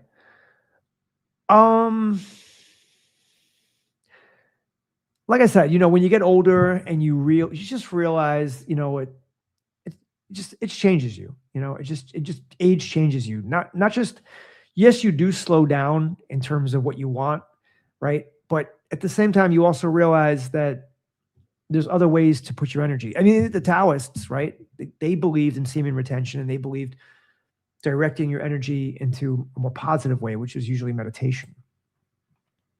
But when I meditated in the past, like when I was in my 20s and I tried to meditate, that would screw me up all the time. I'd have my headphones on, my mindfold, I'd have my hemisync binaural beats, my theta, and I'm sitting there. I'm like, I'm gonna meditate, man. I'm gonna go out of body, right? 10 seconds later, all I could think about is females. When you say we are mixed with aliens, what exactly does it mean? Meaning that, so look at the work of Michael Tellinger.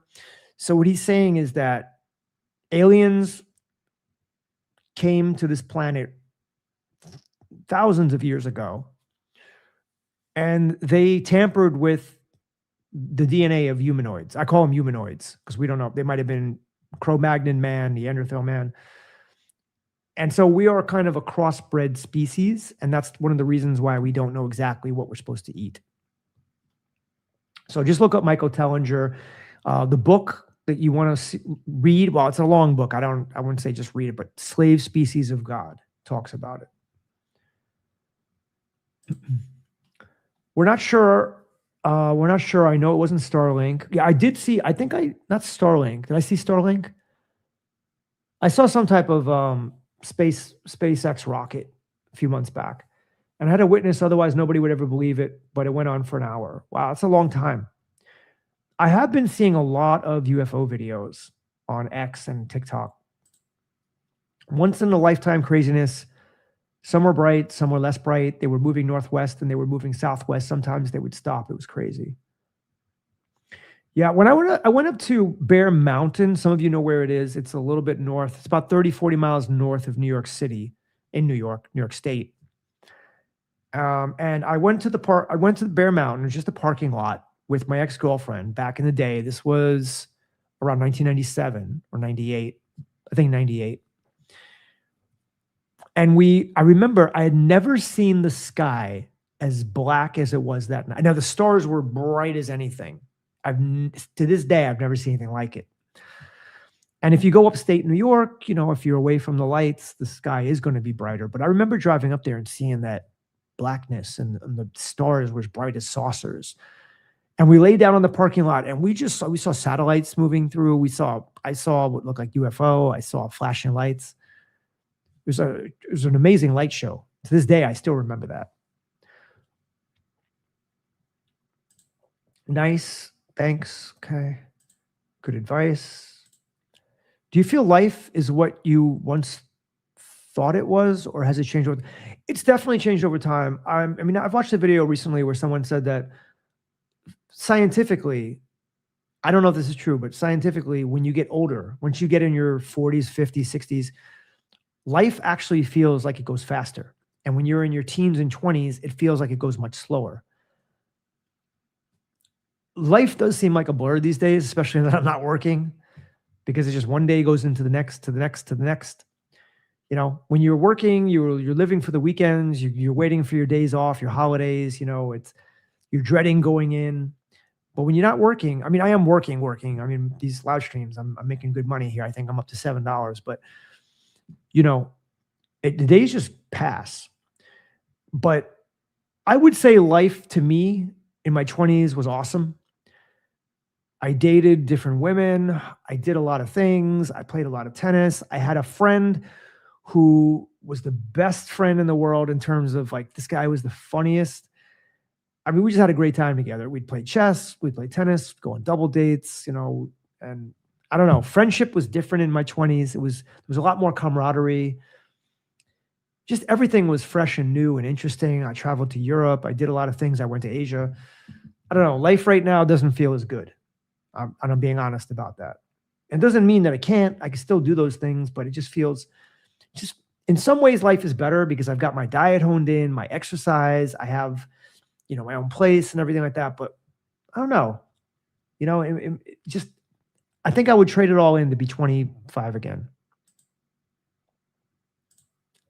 Good evening.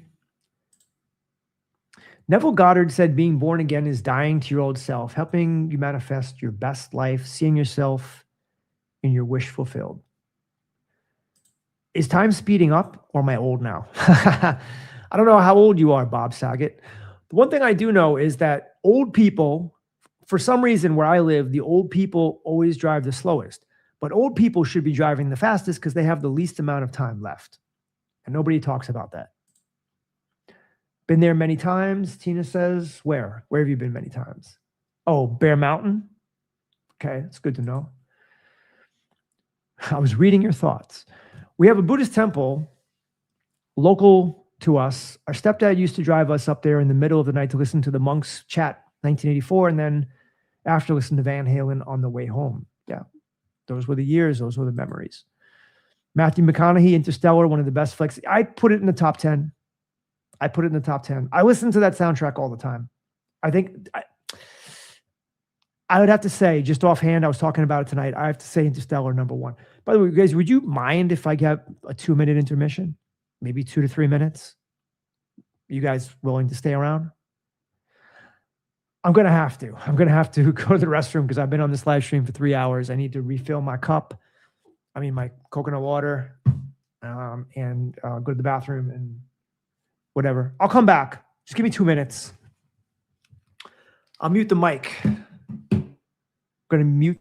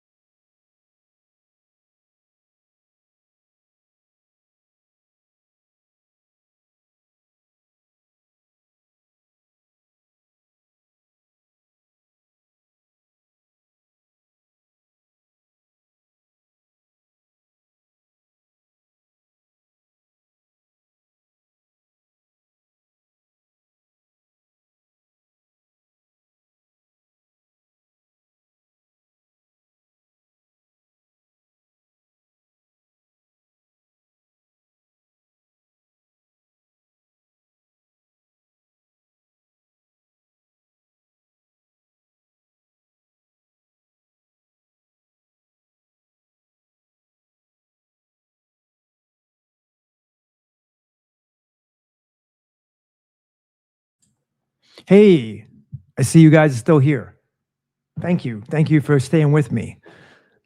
I had to use the restroom. I had to refill my coconut water, and I got a little light here. So got a little bit more light. Let's see what it does. Not as good as the other light, but better than nothing. Slightly better. All right, where were we? Yeah, Interstellar, great movie. If you haven't seen it, check it out. It does seem to be going faster. Yeah, time goes faster, of course, when you get older. Chant, good morning. Good morning. Yeah, it's 4:43 here. People who hold you to your word are helping you to be responsible and be your best. I would agree with that. I think real friends hold you to your word. A real friend, not a yes man. It's one of the problems with becoming rich and powerful and famous. You get too many yes men in your life. Not that I have any. I don't have any yes men.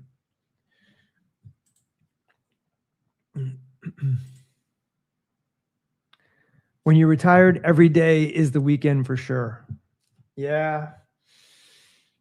You know, it's just, I work every day. So here's what I believe. I believe that you should make your own way in this world, meaning you should make your own money. You should not rely or have to rely on a job if you don't want to.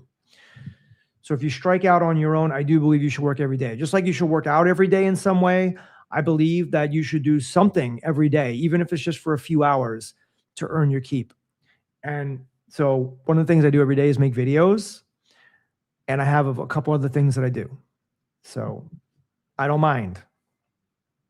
There are days, of course, where I may work less, like on Sunday. I may work just 3 or 4 hours in the morning, and then I'm off on a bike ride. All right, let's go to next one. Morning, Chad from the UK. Good mornings. It has to be about what? 9:45 in the morning there? No, 8:45 in the morning or 9:45. California was Vancouver Island. Interesting. Thanks for being honest. Yeah, absolutely.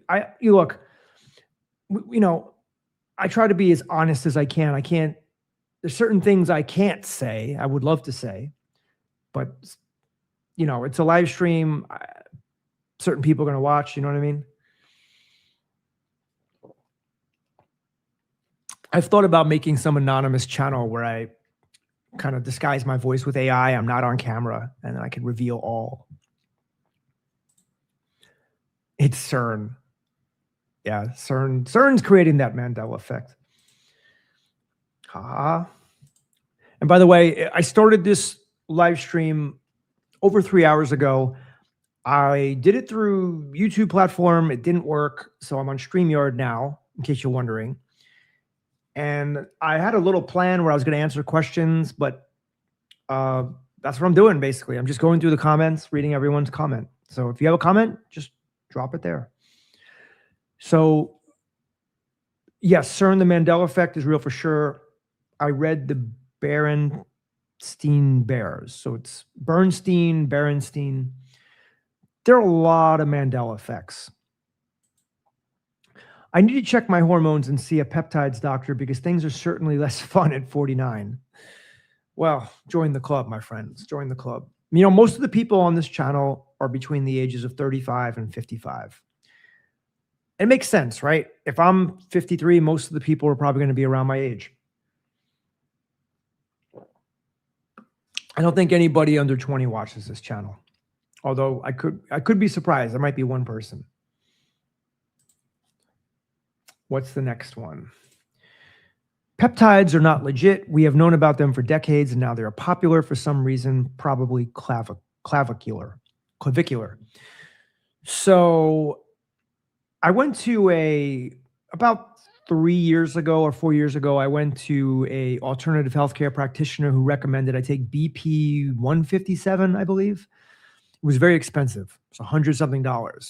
But I did not notice it have any good effect on me, so I just stopped taking it. But I do almost no supplements. From time to time, I might do a little bit of boron or a little bit of zinc, but generally I don't do supplements. And one of the reasons I don't do supplements is because I'm not 100% sure that they're effective, A, and B, sometimes they can have an effect on my autoimmune. Bob Saget says diet and exercise. Caffeine for appetite suppression and nicotine if you can kick the addiction one day, but most are not that strong. Yeah. Caffeine addiction. Always liked the taste of iced coffee, but just not a coffee drinker. Coffee ice cream was good though in the day. Back in the day.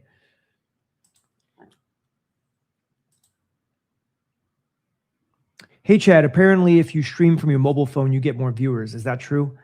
I have no idea. I am not a phone guy. I hate phones.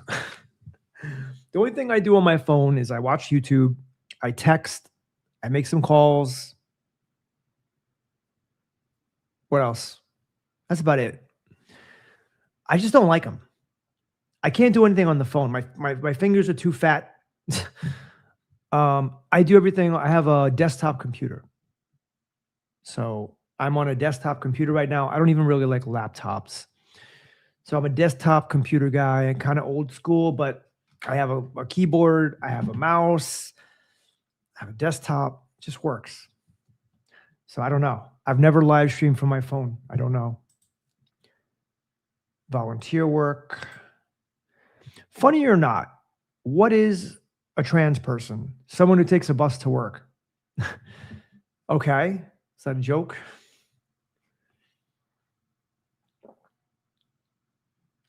I have a lot of good jokes. I don't know if I could say all of them. What do you call a cow who's had an abortion? Anyone? Anyone? Decaffeinated. A lot of people know I have multiple channels. Really? Multiple YouTube channels? With varying results. Thanks, Chad.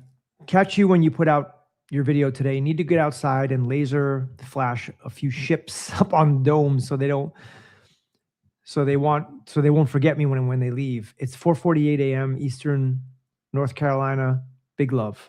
Thanks, John. Yeah, same time here. Same time here. I'm Eastern time. No problem.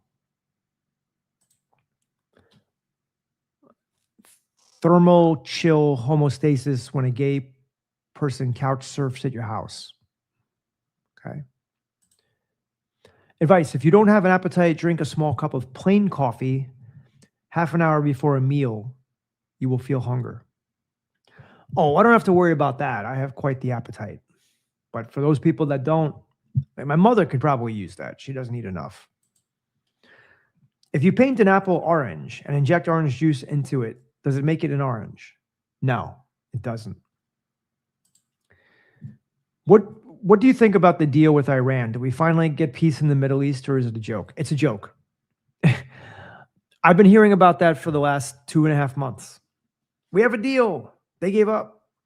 No, we don't. When we have about a month of peace, I'll believe it. Until then, I won't. And frankly, I was hoping the gas prices would go up to $5 a gallon so I could just ride my bike everywhere. But since I quit my job 2 months ago, I think I filled up twice. That's it. I fill up about once a month. That's how much I drive.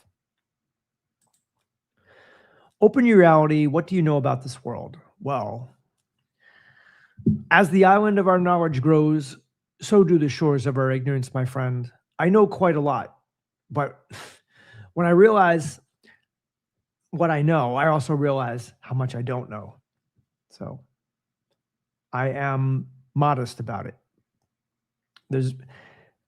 I could study every day for 20 hours and I still wouldn't scratch the surface.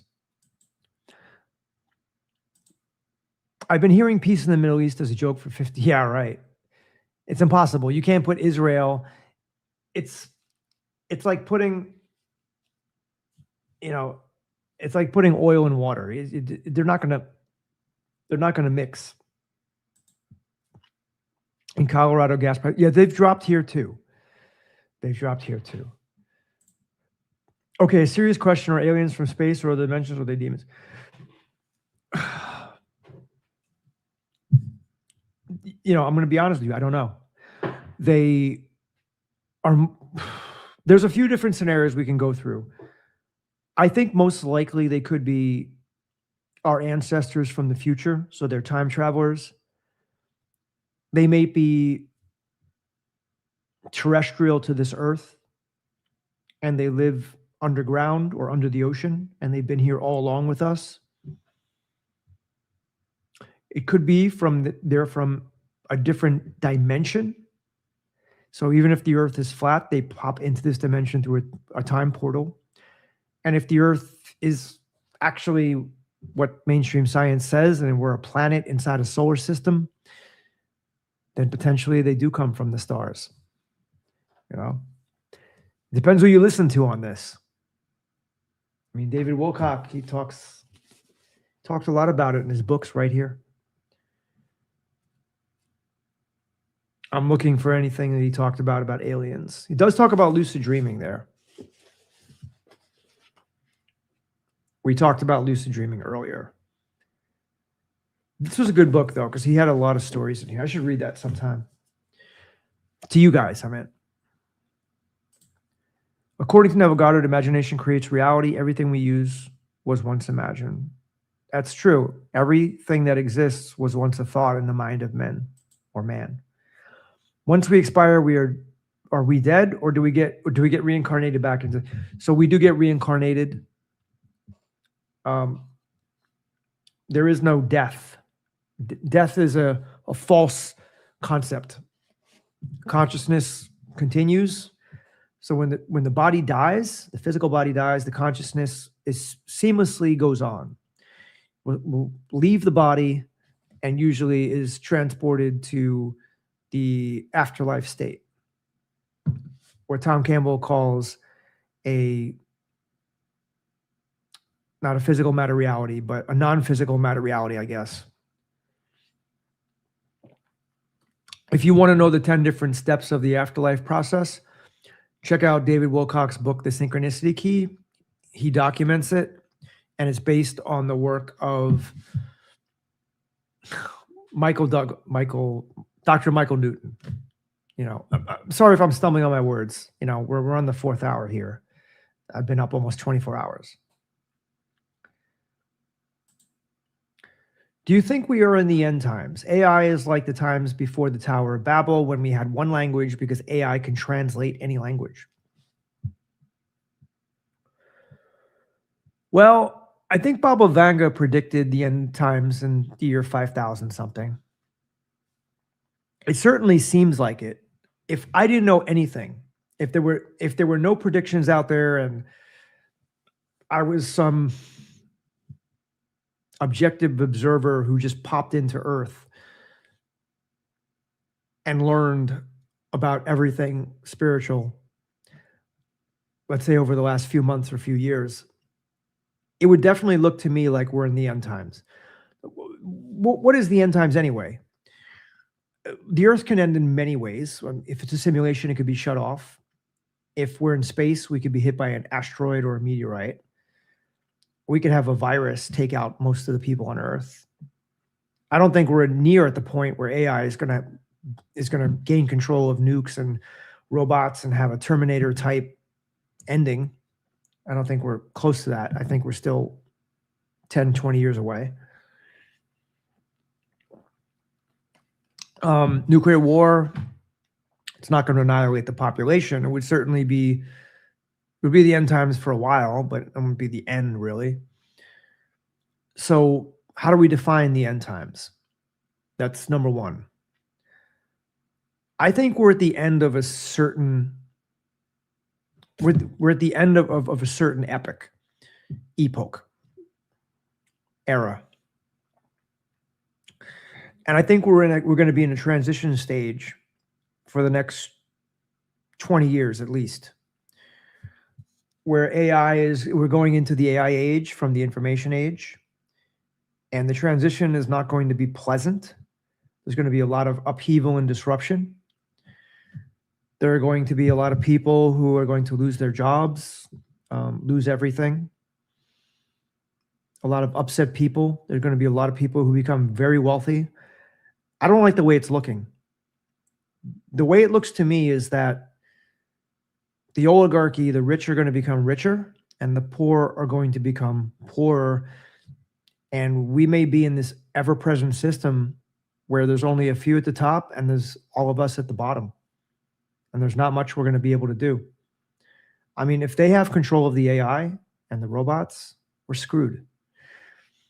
You ever see the movie AI or iRobot? I mean, they show us in films. So AI is like the times before the Tower of Babel when we had one language because, yeah. That's another thing too. Why even learn music? Why learn art? Why learn to speak another language when AI can do everything for you? That's how the kids of today actually think. Why bother reading? Why bother writing? AI can do it all for me. Why bother going to college? There are good aliens and bad aliens, and they're watching us while fighting amongst themselves. Yeah, I mean, David Wilcock did talk about there are factions of aliens. He calls them the Heinz 57, 57 different varieties. And some of them are good, some of them are bad. Some of them are for us, some of them are against us, some of them are indifferent. And some of them most of them are not supposed to interfere.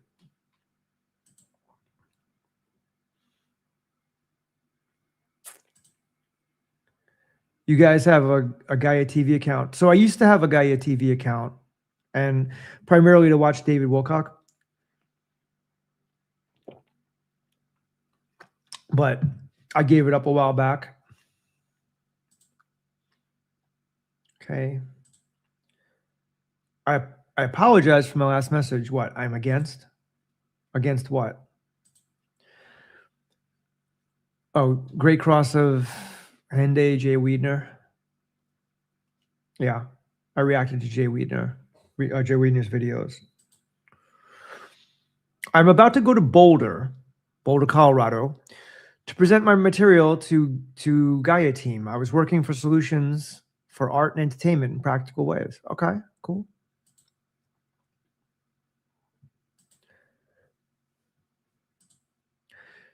Did you notice Dose of Reality's Brian Staveley's YouTube channel is gone? No, I didn't. I thought I saw it when I looked it up. I'm going to look for it again. I had Brian on the channel back in 2022, I believe. I think that was the last time I had him on. And I think it was just earlier this week.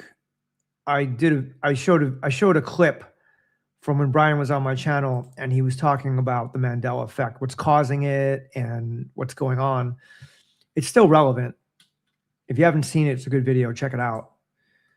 But I thought that I'm going to take a look right now and see if I can find his channel. It's called Dose of Reality, and Brian's from the Boston area. He's a very kind of raw, in-your-face guy. Like he doesn't mince words. He just puts it out there. He's a good guy, though. I'm not saying he's a bad guy. He's a good guy. All right, let's see if I can find his channel. Dose of Reality, huh? Very similar to me, right? My computer's slow. Probably because I'm live streaming.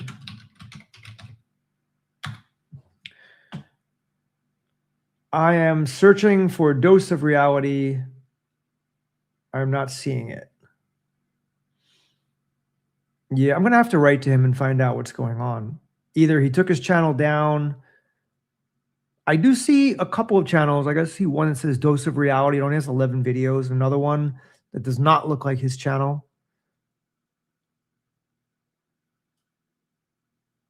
Yeah, I don't see it.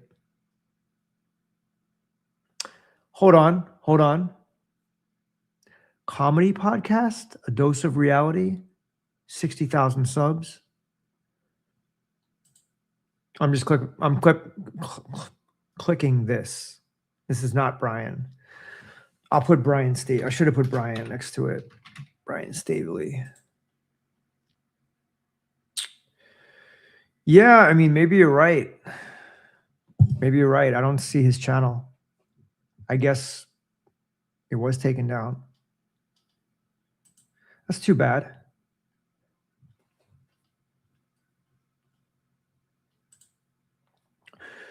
Would you start a trust fund so we can all be wealthy together?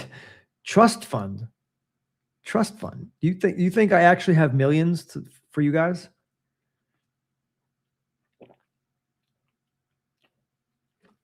You know, I've told you guys I'm making $10 a day on YouTube ad revenue. Check it out.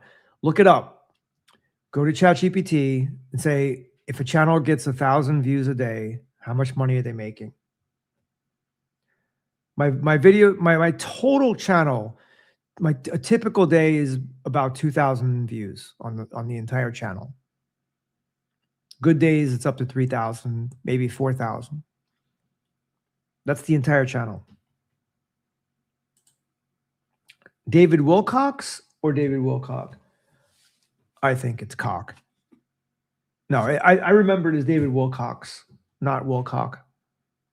It's a Mandela effect. Nice Siamese cat with a cigarette, by the way. That's a seal point. The vortex. Yes, vortex, a powerful and rapid roaring movement. That's another one of those words where I never forgot the definition.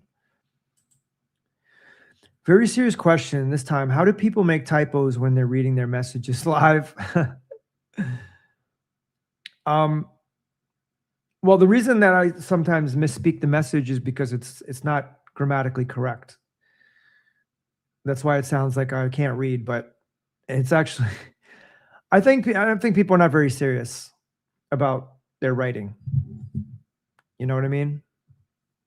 Or maybe people are writing quickly or whatever. I don't know. It's not like it was in the 1950s where people were sitting down writing nice letters. Someone who works there once gave us his login password. Still works. Where? Worked where? Stavely, he shut down all his channels and started working in a cocktail bar.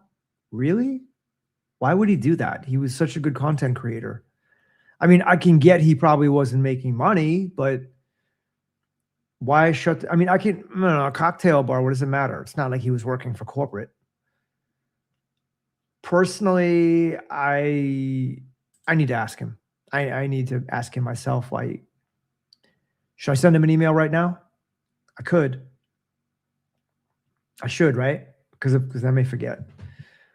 Or maybe too late. Well, actually, I can't. It's one of the problems I have. Like when you have a Google account, it's another Google account. So then I have to, it would affect this Google account. So I can't do it right now. All right, back to the comments. I'm on my phone and my brain works faster than my fingers. He's a real estate agent now. Rumble is still there. Oh, his Rumble. Okay. Interesting. He's a real estate agent. So is he really working at a cocktail bar? Or maybe he's working at a cocktail bar and he's a real estate agent and he still does Rumble.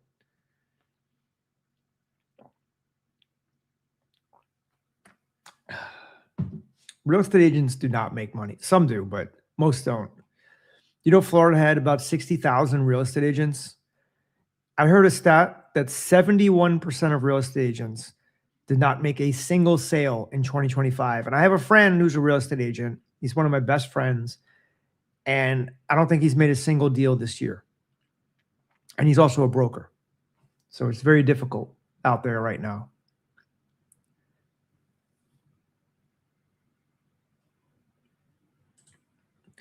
What are your thoughts on Greg Braden, should be Braden, about the spiritual fight of good versus evil on the worldwide scale? You know, what's interesting. Greg is not that far from me. He's about 45 minutes away. And I've contacted him, but he told me I don't have enough views and everything, to be honest, for him to come on my channel, or for him to come on my channel. So, and I've bought Greg's books and I've read them. I think he's an interesting cat. I think he's a good speaker.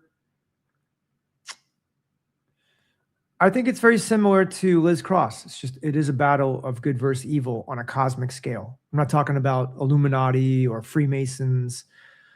I just mean on the cosmic scale, there's you know how it's so late, I could barely form thoughts. But there's like an intrinsic level of evil and good. And certain factions or people will find their way into each one. And it's just a cosmic battle. Liz Cross said that every universe that's invented, not invented, but that's created, that's the whole game. It's like chess, white versus the black, light versus the dark. And it just goes on and on through every game. Every time a universe is born, that's what happens. Who's going to win? Is it going to be the light? Is it going to be I think a lot of us think it's always going to be the light, but it's not. There are certain movies where the villain wins. I'm wondering how new you are to these topics and persons. What topics are you talking about? Mandela effect? Well, I came across holographic theory in the mid-90s through the work of Michael Talbot. We were talking about Tai Chi, or what is it called? Yeah, Tai Chi, not Tai Chi, but whatever. Daniel Reed stuff, like that was mid-90s also. So late. And Flat Earth was about 2013. Simulation theory was around 2009, 10. And Mandela effects was around 2016, I think. And of course, aliens. Well, everybody grew up with UFOs and aliens. Parody Mike. Parody, a humorous imitation of a serious piece of writing or literature. You see, I told you, they're still stuck in my mind. And I actually tried it with some kids, and it's a certain memory technique. You can't forget. You can do it with phone numbers. You could do it with vocabulary, quotes, whatever, if you do it right. So I did it with these 3 kids when I was a teacher. I was tutoring them after school. And I think we did it with Vortex, a powerful and rapid rolling movement. And I had them go through it. And then they came back a week later because I was only tutoring them once a week. And every single kid, I told them to write down the definition. They wrote it down. Today, I don't think kids can do it. They're so freaking distracted on their iPads and their phones and everything. There's still an Odyssey and Rumble channel. He's dropped YouTube. Yeah, I mean, it's quite common because YouTube does heavily censor people like himself. So he has more of a following on, you know, he won't be shadow banned and all that and suppressed. Where do you stand on the debate between the love and light perspective and the prison planet theory? What is your current take on this? So like I said before, I think there's a higher chance it's love and light. I would put it at 60%, and I would put Soul Trap at more like 15 to 20%. By the way, we have had some viewers drop off. It's too bad we had some viewers drop off, because it makes me want to drop off when viewers drop off.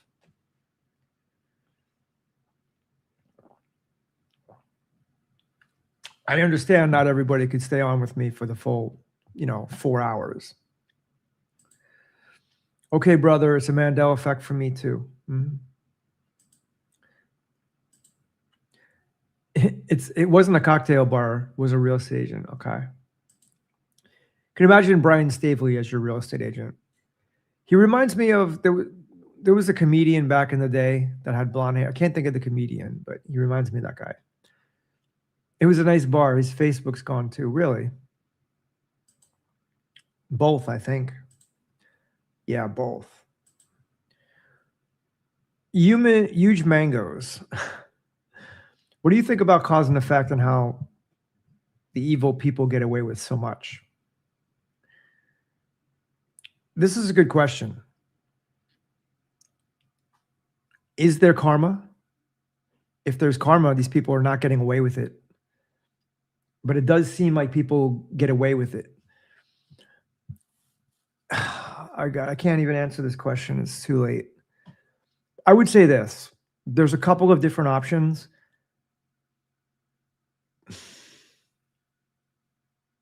Could it be that the universe is actually indifferent in some sense? If this is a simulation, it could very well be that the creator of the simulation just does not care if the worst evil atrocities happen, and they have happened, and they will continue to happen. I was watching a video the other day yesterday, where a bunch of guys threw a woman off a cliff, and she was supposed to be bungee jumping, and they forgot to attach the rope.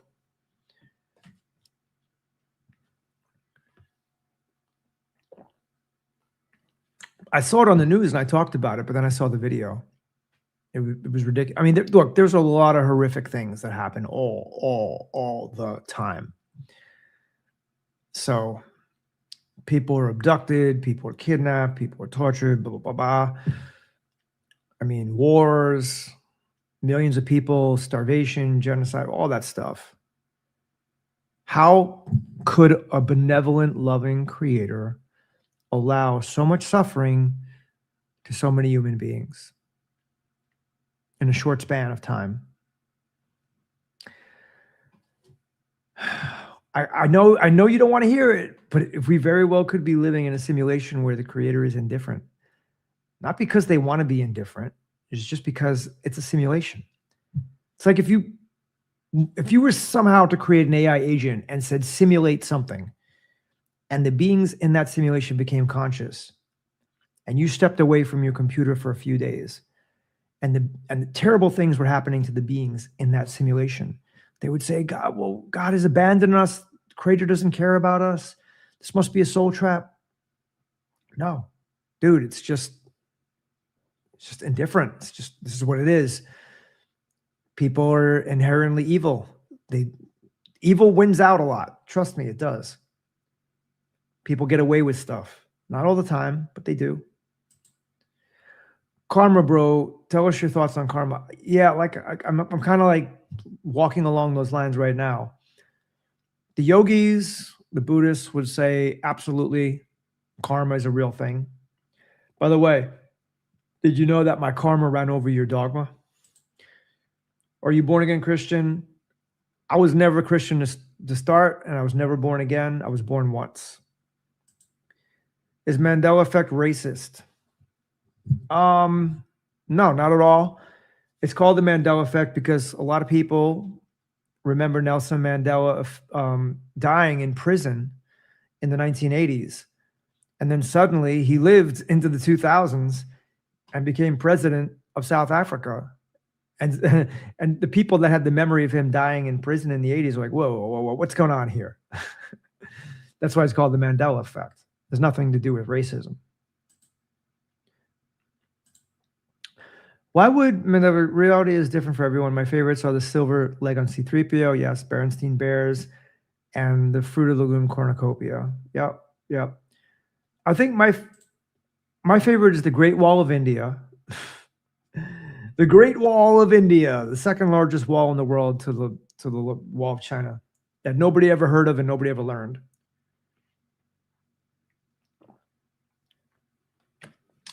And a few others. South America being in the middle of the Atlantic Ocean. What's next? It's more like the people who think that Shaquille O'Neal was in a movie called Shazam. I still think he was. I remember it. A lot of people remember him dying in prison. Yep, Nelson Mandela. But I don't remember him dying in prison. Yeah, some people, you could have both memories. When I say both, I mean either or. I guess I should have said prejudiced, not racist. No, I mean, I still don't understand why would it be prejudiced? It's like saying flat earth is prejudice. It's just an effect. It has nothing to do with race. I'm not that old, but I feel like my reality changed. Yeah. Pikachu's tail seems to be the strongest argument, also black. Yeah, a lot of people pointed out as a Mandela effect. Yeah, that rope jump thing. I hate to see stuff like that. For what? For a 5 to 10 second thrill, you literally throw your life away. She threw her life away. You'll never catch me bungee jumping. You'll never catch me jumping out of a plane, riding a motorcycle on the interstate at 100 miles an hour. Like, it's just not worth it. I don't need that kind of thrill. I get plenty of thrill from live streaming. Just kidding. I'm grateful for your live stream and sincere good night from Colorado Mountains. Awesome topics. See you around. Sorry you couldn't stay with us for the 5th hour, but glad to have you for the 3 hours you were here. And I'll look for you in the videos. I know your name now. Thermal Chill from Colorado. Okay, have a great day. Americans are obsessed with punishment. We don't need to punish people nearly as much as we need to get them to stop oppressing us. It's true, are there more Americans in jail than I think every other country combined, right? Like 10% of Americans are in jail, or 1%, might be 1%. Still a lot of people. Yeah, I mean, jail is big business if you think about it. And there are definitely people that are wrongly imprisoned. It's not a great system, not at all. But the answer is, if you're going to live in America, don't live in a city. Well, I can't tell you what to do, but if it was me, I would move to a different country, and I would live in a much safer place.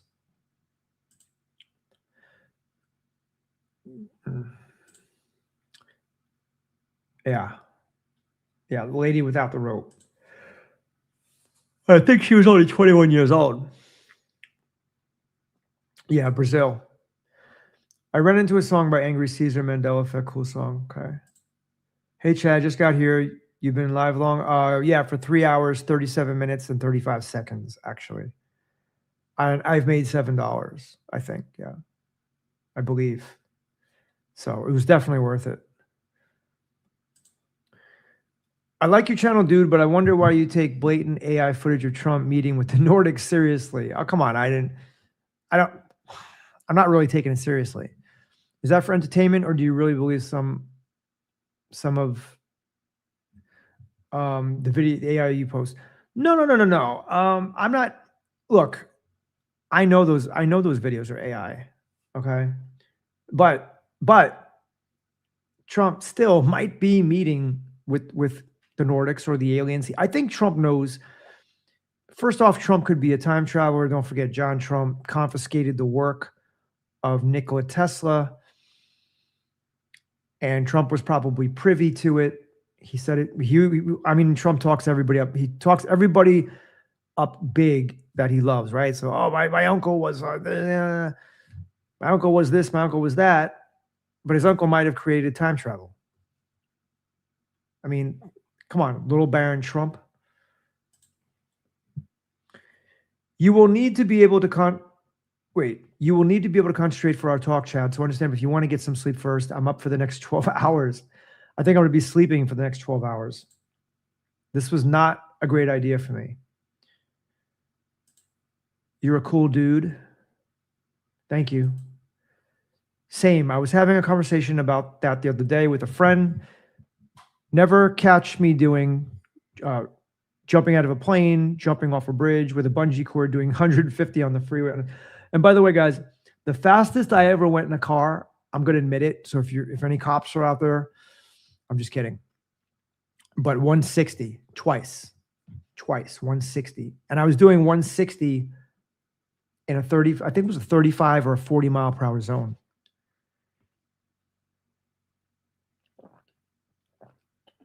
That was when I was in my 20s, but it wasn't me. I wasn't driving both times. I used to work at a Porsche dealership, and I was selling Porsches, and a guy about my age in his late 20s wanted to test drive a turbo. When he came into the dealership, I thought, no way this guy can afford a car. And sure enough, he bought a $94,000 used Carrera turbo. And we took it down by the beach. This was in New York. And it was the wintertime. There was really nobody on the road. And he gunned it to 160. I had kind of wanted to go to that speed. I wouldn't do it myself, because forget about it if they catch you doing 160. But there were no cops there.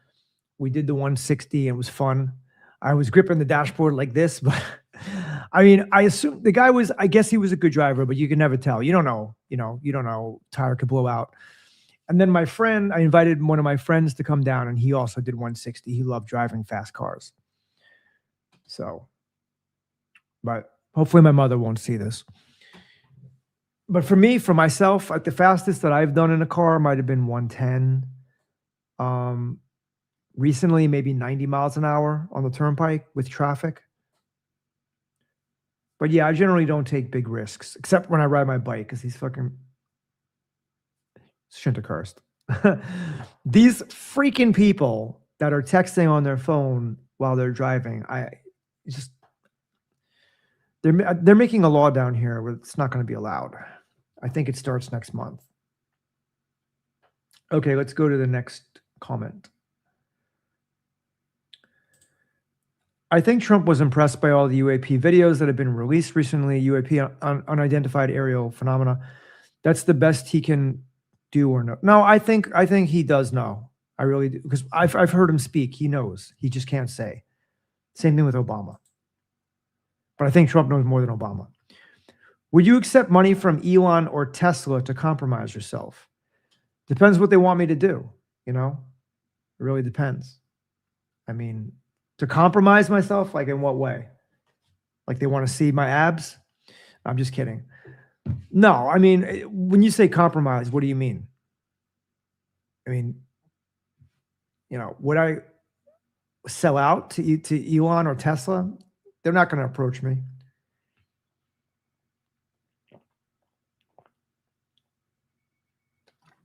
But no, I wouldn't compromise myself. That's why I never got involved with any gambling or any type of rough characters or anything like that. I have a good credit score. I'm cool with everybody. I definitely never want to compromise myself.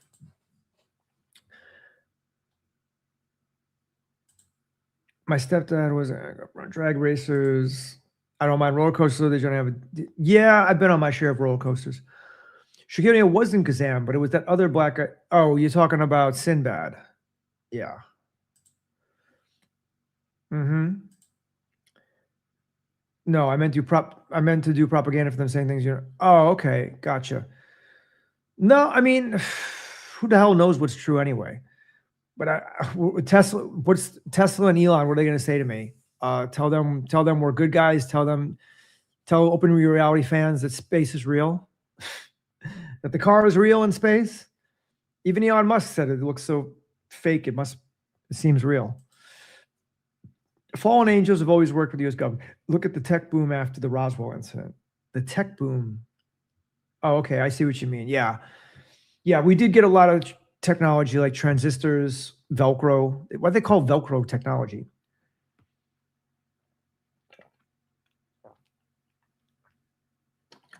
It's true. There was a tech boom. What's your take on sentient plasmoids? Ooh, that's a topic. So basically Jay Weidner talked about sentient plasmoids, I guess, plasmatic orbs, and plasma. Plasma is like the fourth element? I don't know. Right now at 5:26 a.m., I don't have much of a take on it. Yeah, this live stream hit at a good time, just as I came in from my sky phenomenon freaking out experience. Cool. Trump knows something more than Obama because he knows whatever the evangelists are preaching. Okay. And will you agree with me? Fiber optic cables. Yeah, a lot of people think that it's satellites that connect everything, but a lot of it's fiber optic cables, like 90% of it. The Occidental Observer, okay. I think you left that comment like hours ago too. Everything is technology, including the human body. Yeah, the human body, you can call it technology. It's a light body, right? We work on light, and everything's technology.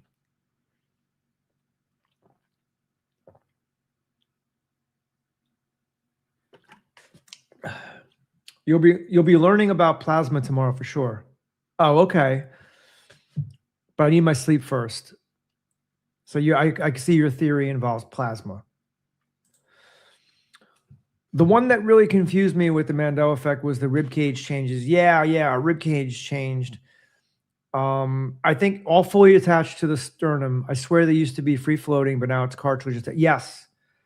So I think our jaw has changed. The rib cage has changed. I think the position of the kidneys has changed. I think our eye sockets have changed.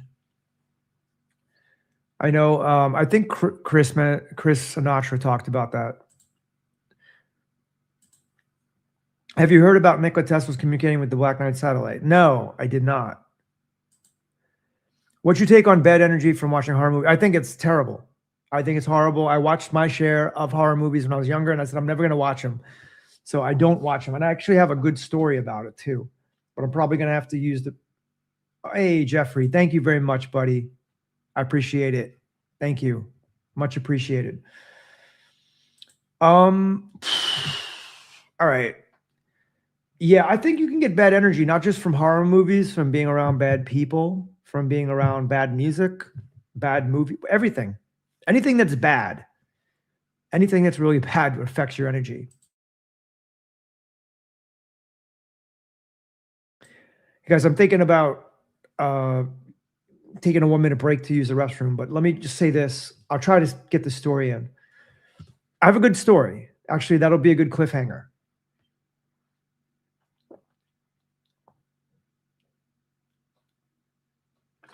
I feel somewhat dehydrated, but anyway, I'll be back in 1 minute, and then I'm going to tell you a story about a horror movie. It's going to be a good one. Trust me.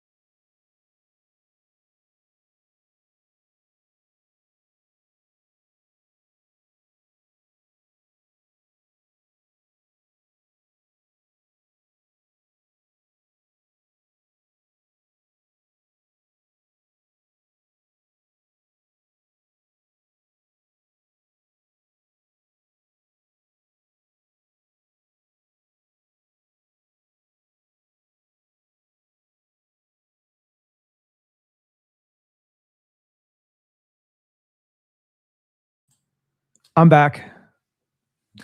All right, so this is my story. So when I was in my early 20s, mid 20s, there was this girl I liked. And I don't know if you've ever experienced this, but if you have let me take this off. I think when it comes to dating, there's 3 different scenarios. It's either you pick the girl and she doesn't pick you. She picks you, but you don't pick her really, or you pick each other. And that's the most rare, when the girl picks you. I'm sorry, when you pick each other. If the girl picks you, that's great, because if the girl picks you, generally you're going to be okay, as long as you don't royally screw up. But if you're the one picking the girl and she's not really that into you, that is going to be uphill. It's going to be an uphill climb, basically. So this girl, I don't think she wasn't that interested in me, but she wanted to watch a horror movie. And I told her, okay, so we went to Blockbuster, because it was the mid 90s. And there was a movie there called Faces of Death. Some of you may know that movie. But again, I was not into horror movies. I watched my share, like Halloween and all that stuff, when I was a kid, and I hated them most of the time because I was home alone and I was scared, and I just didn't want to be more scared, and I just didn't like the energy. And I don't like seeing dead people. I don't like seeing people get hurt and blood and all that stuff. It's one thing when it's boxing or MMA, but not like people getting killed. So we rented this movie, Faces of Death, and I wasn't really sure what it was. And so we go to my place, and I'm really into this girl, and we start watching the movie. And I didn't know it, but it was a snuff film, and it showed people, like real people, being, taken out on camera. And I was like, what the heck is this? So it was a real horror movie. It was a guy that I remember, a guy parachuted into a crocodile, into a pond, whatever it was, a lake, and he was eaten by crocodiles in front of his wife. There was a guy that was scuba diving near sharks, and shark just bit his leg right off. There was a guy that pulled a gun out of a. I mean, it was. I don't even want to get into it, but it was gruesome and awful. And as much as I was attracted to that female, I lost all my feelings of attraction because I was repulsed by what I was seeing. So nothing ever happened between me and her, and I promptly took the movie back to Blockbuster. That's my story. I hope you enjoyed it. Okay, what's going to be the next comment? I haven't heard that one. Okay. Thank you again, Jeffrey. Much appreciated. I feel like the Mandela effect started around 2008 when Barack Obama was elected. Yeah, I mean, I think it was Fiona Broome who first discovered the Mandela effect and brought it to the attention of the world. It was probably around there. Some people say it was 2012. Kidney 1-2 used to be what? Yep. Yeah, the kidney moved up a bit. The liver is still there, because I mean, in boxing, when these guys get a liver shot, we got to protect the liver a little bit better. There was a satellite orbiting the world in the opposite direction of Earth's. Okay. Tesla discovered radio. Okay. I thought it was Marconi. It's Tesla. I'm sure Tesla discovered everything, or rediscovered, because there was Tartaria before that. I want to say that's good because we can build up some clips, but he'll read this at a really awkward time, so I shouldn't say anything at all. Okay. Jeffrey says 145 fish was my fastest land speed, both on a crotch rocket, which is a motorcycle, and a 70 Challenger. Zoom, zoom. Yeah. I definitely don't plan on exceeding 100 or 110 miles an hour. And your car can be confiscated and you get a huge ticket and everything. It's just not worth it.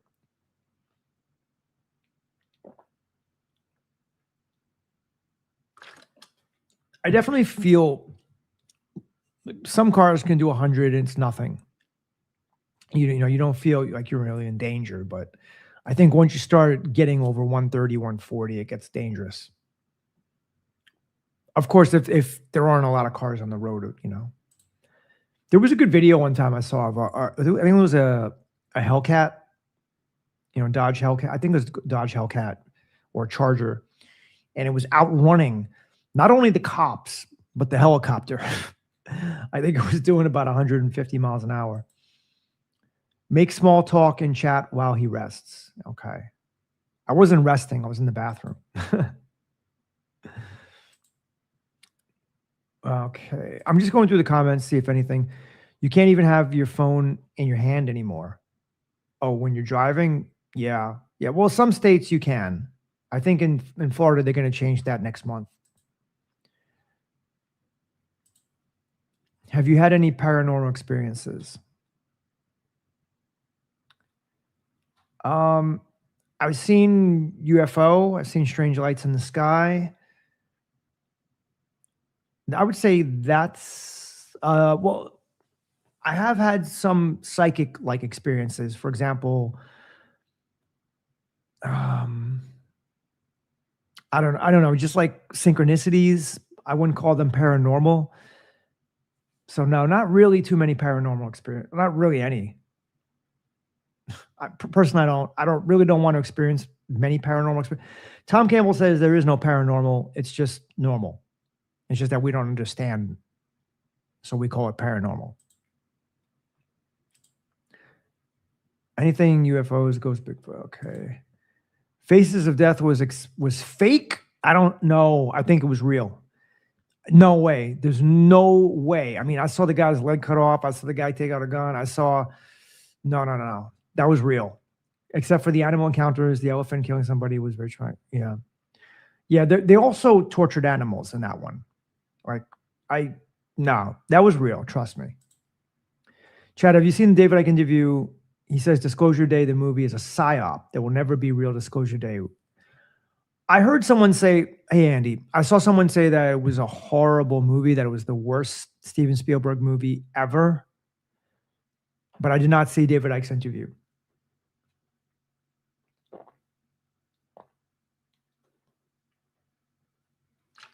Yeah, of course it could be a psyop.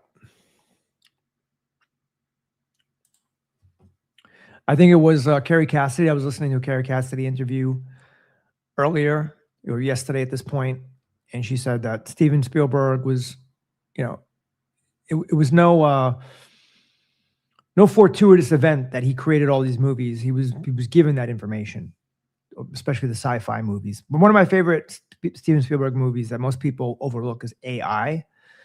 It starred Jude Law and Haley Joel Osment, if that's his name, the little boy from Sixth Sense. And it's about a robot. It's like Pinocchio. It's a take on Pinocchio, a little bit. I actually see light outside. I'm better go to sleep soon. Yeah. Let me just go through the comments real quick.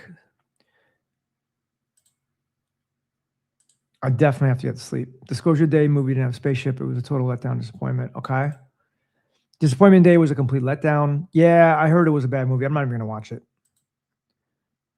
Our cops have Hellcats now. Yeah, I bet they need to have Hellcats with today's drivers. What I've got to tell you is the equivalent of a tiny leaf landing on your shoe as you take a step into the spot it was going to land. What do you think happens when you die? I know you're a philosophical guy, but are you afraid of dying? No, I'm not afraid of dying because I know through, well, not through experience, but I know through, it feels like experience. For 30 years reading about near-death experiences, out-of-body, remote viewing, all that stuff, that the consciousness goes on seamlessly. We talked a lot about that earlier in the live stream, and the work of Dr. Michael Newton and David Wilcock talks about, a lot of people talk about it. And also on YouTube, tons of people have talked about their NDEs, and 90% of them, 95% of them, consciousness continues. They can look down, see their body, they could hear, they could see, they go to a parallel reality. So no, we shouldn't be afraid of dying. Good day, Chad. Okay, good day.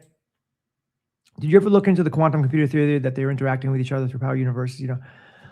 I heard Gordy Rose basically talking about the D-Wave computers and how they're tapping into alternate realities or dimensions or parallel universes. I've heard about that. Yeah, and I also know that, yeah, they say quantum computers are doing that on a microcosmic. I can't even think right anymore. I'm sorry. Steven Spielberg took money not to put a spaceship in this, just so that Bezos and Elon Musk's rocket look better or more realistic. Okay. Go to sleep, mate. Thanks for answering my questions. Have a good one. Yes, I'm going to go to sleep in 30 seconds. D-Wave. Yes, D-Wave. I have a good clip on that. Imagine the full power of quantum computer is actually interacting with other quantum computers in other dimensions. Yeah, that's why quantum computers are so powerful. This is a good, unique chat. It feels very one-on-one at one time for a moment. I appreciate it, and I will recommend it to other people. Yeah, thank you. I'll be back with another live stream. Like I said, I have this for the week, so I'm going to do another live stream. I just can't stay up all night. We're hitting the 4-hour mark very soon, like another few seconds. I saw a silhouette in my doorway and walked through it and got chills all over my body. Yeah, be careful, Bob. Could we be in a bigger body, micro to macro?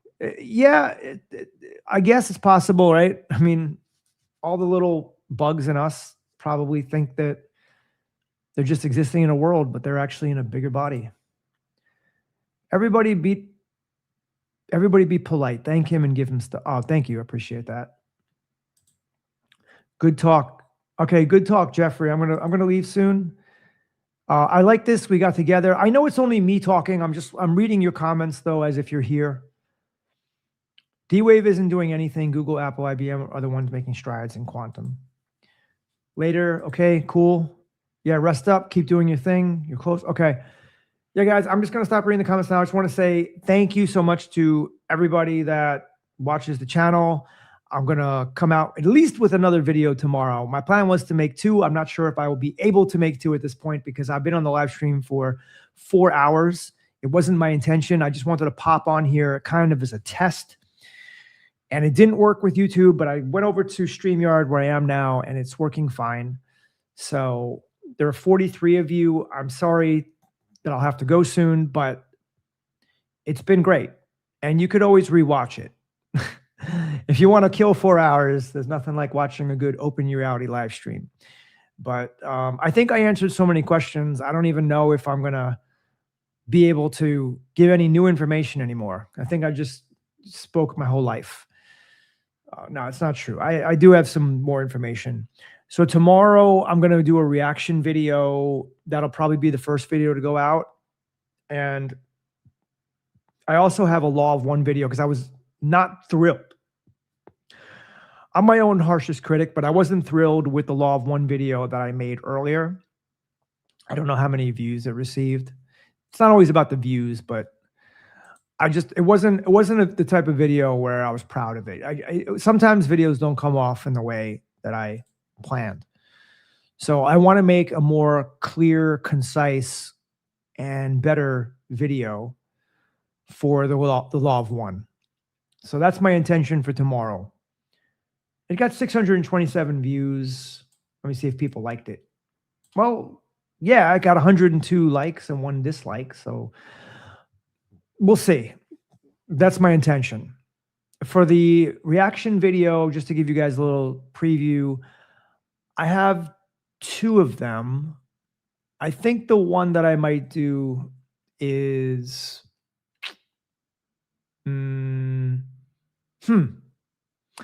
I don't know. It's too late for me to even think about, but it's a good one. So yeah, look for those videos tomorrow. We'll look for another live stream. Maybe not tomorrow night, but maybe the night after, maybe Friday night. And yeah, thanks to everybody who donated to the channel. And I'm going to go rest up. Jeffrey says, next time you can post a link to your StreamYard and invite people back to come. Yeah, that's actually a great idea, Jeffrey. You know, I could do that. Yeah, once I start the live stream, I think I could do that. I'm going to look for the invite link. Yeah, like if I copy this. So I'll put it into I just put it into the StreamYard. I just put it, yeah, this is just like a test, but I put it there. So if you could see in the StreamYard chat, I put a link. So if you actually don't click it now, but if you click that link, then you would show up on the StreamYard. You wouldn't automatically show up on the screen with me. I would have to put you on the screen, but then I can have up to, I think, 10 other viewers on the screen with me. And that way we could all talk. So yeah, it's definitely an interesting concept. All right, guys, I'm going to really go. So thank you for joining me. I'm going to end the stream, and may the force be with you. Big namaste. See you tomorrow or later today. Bye.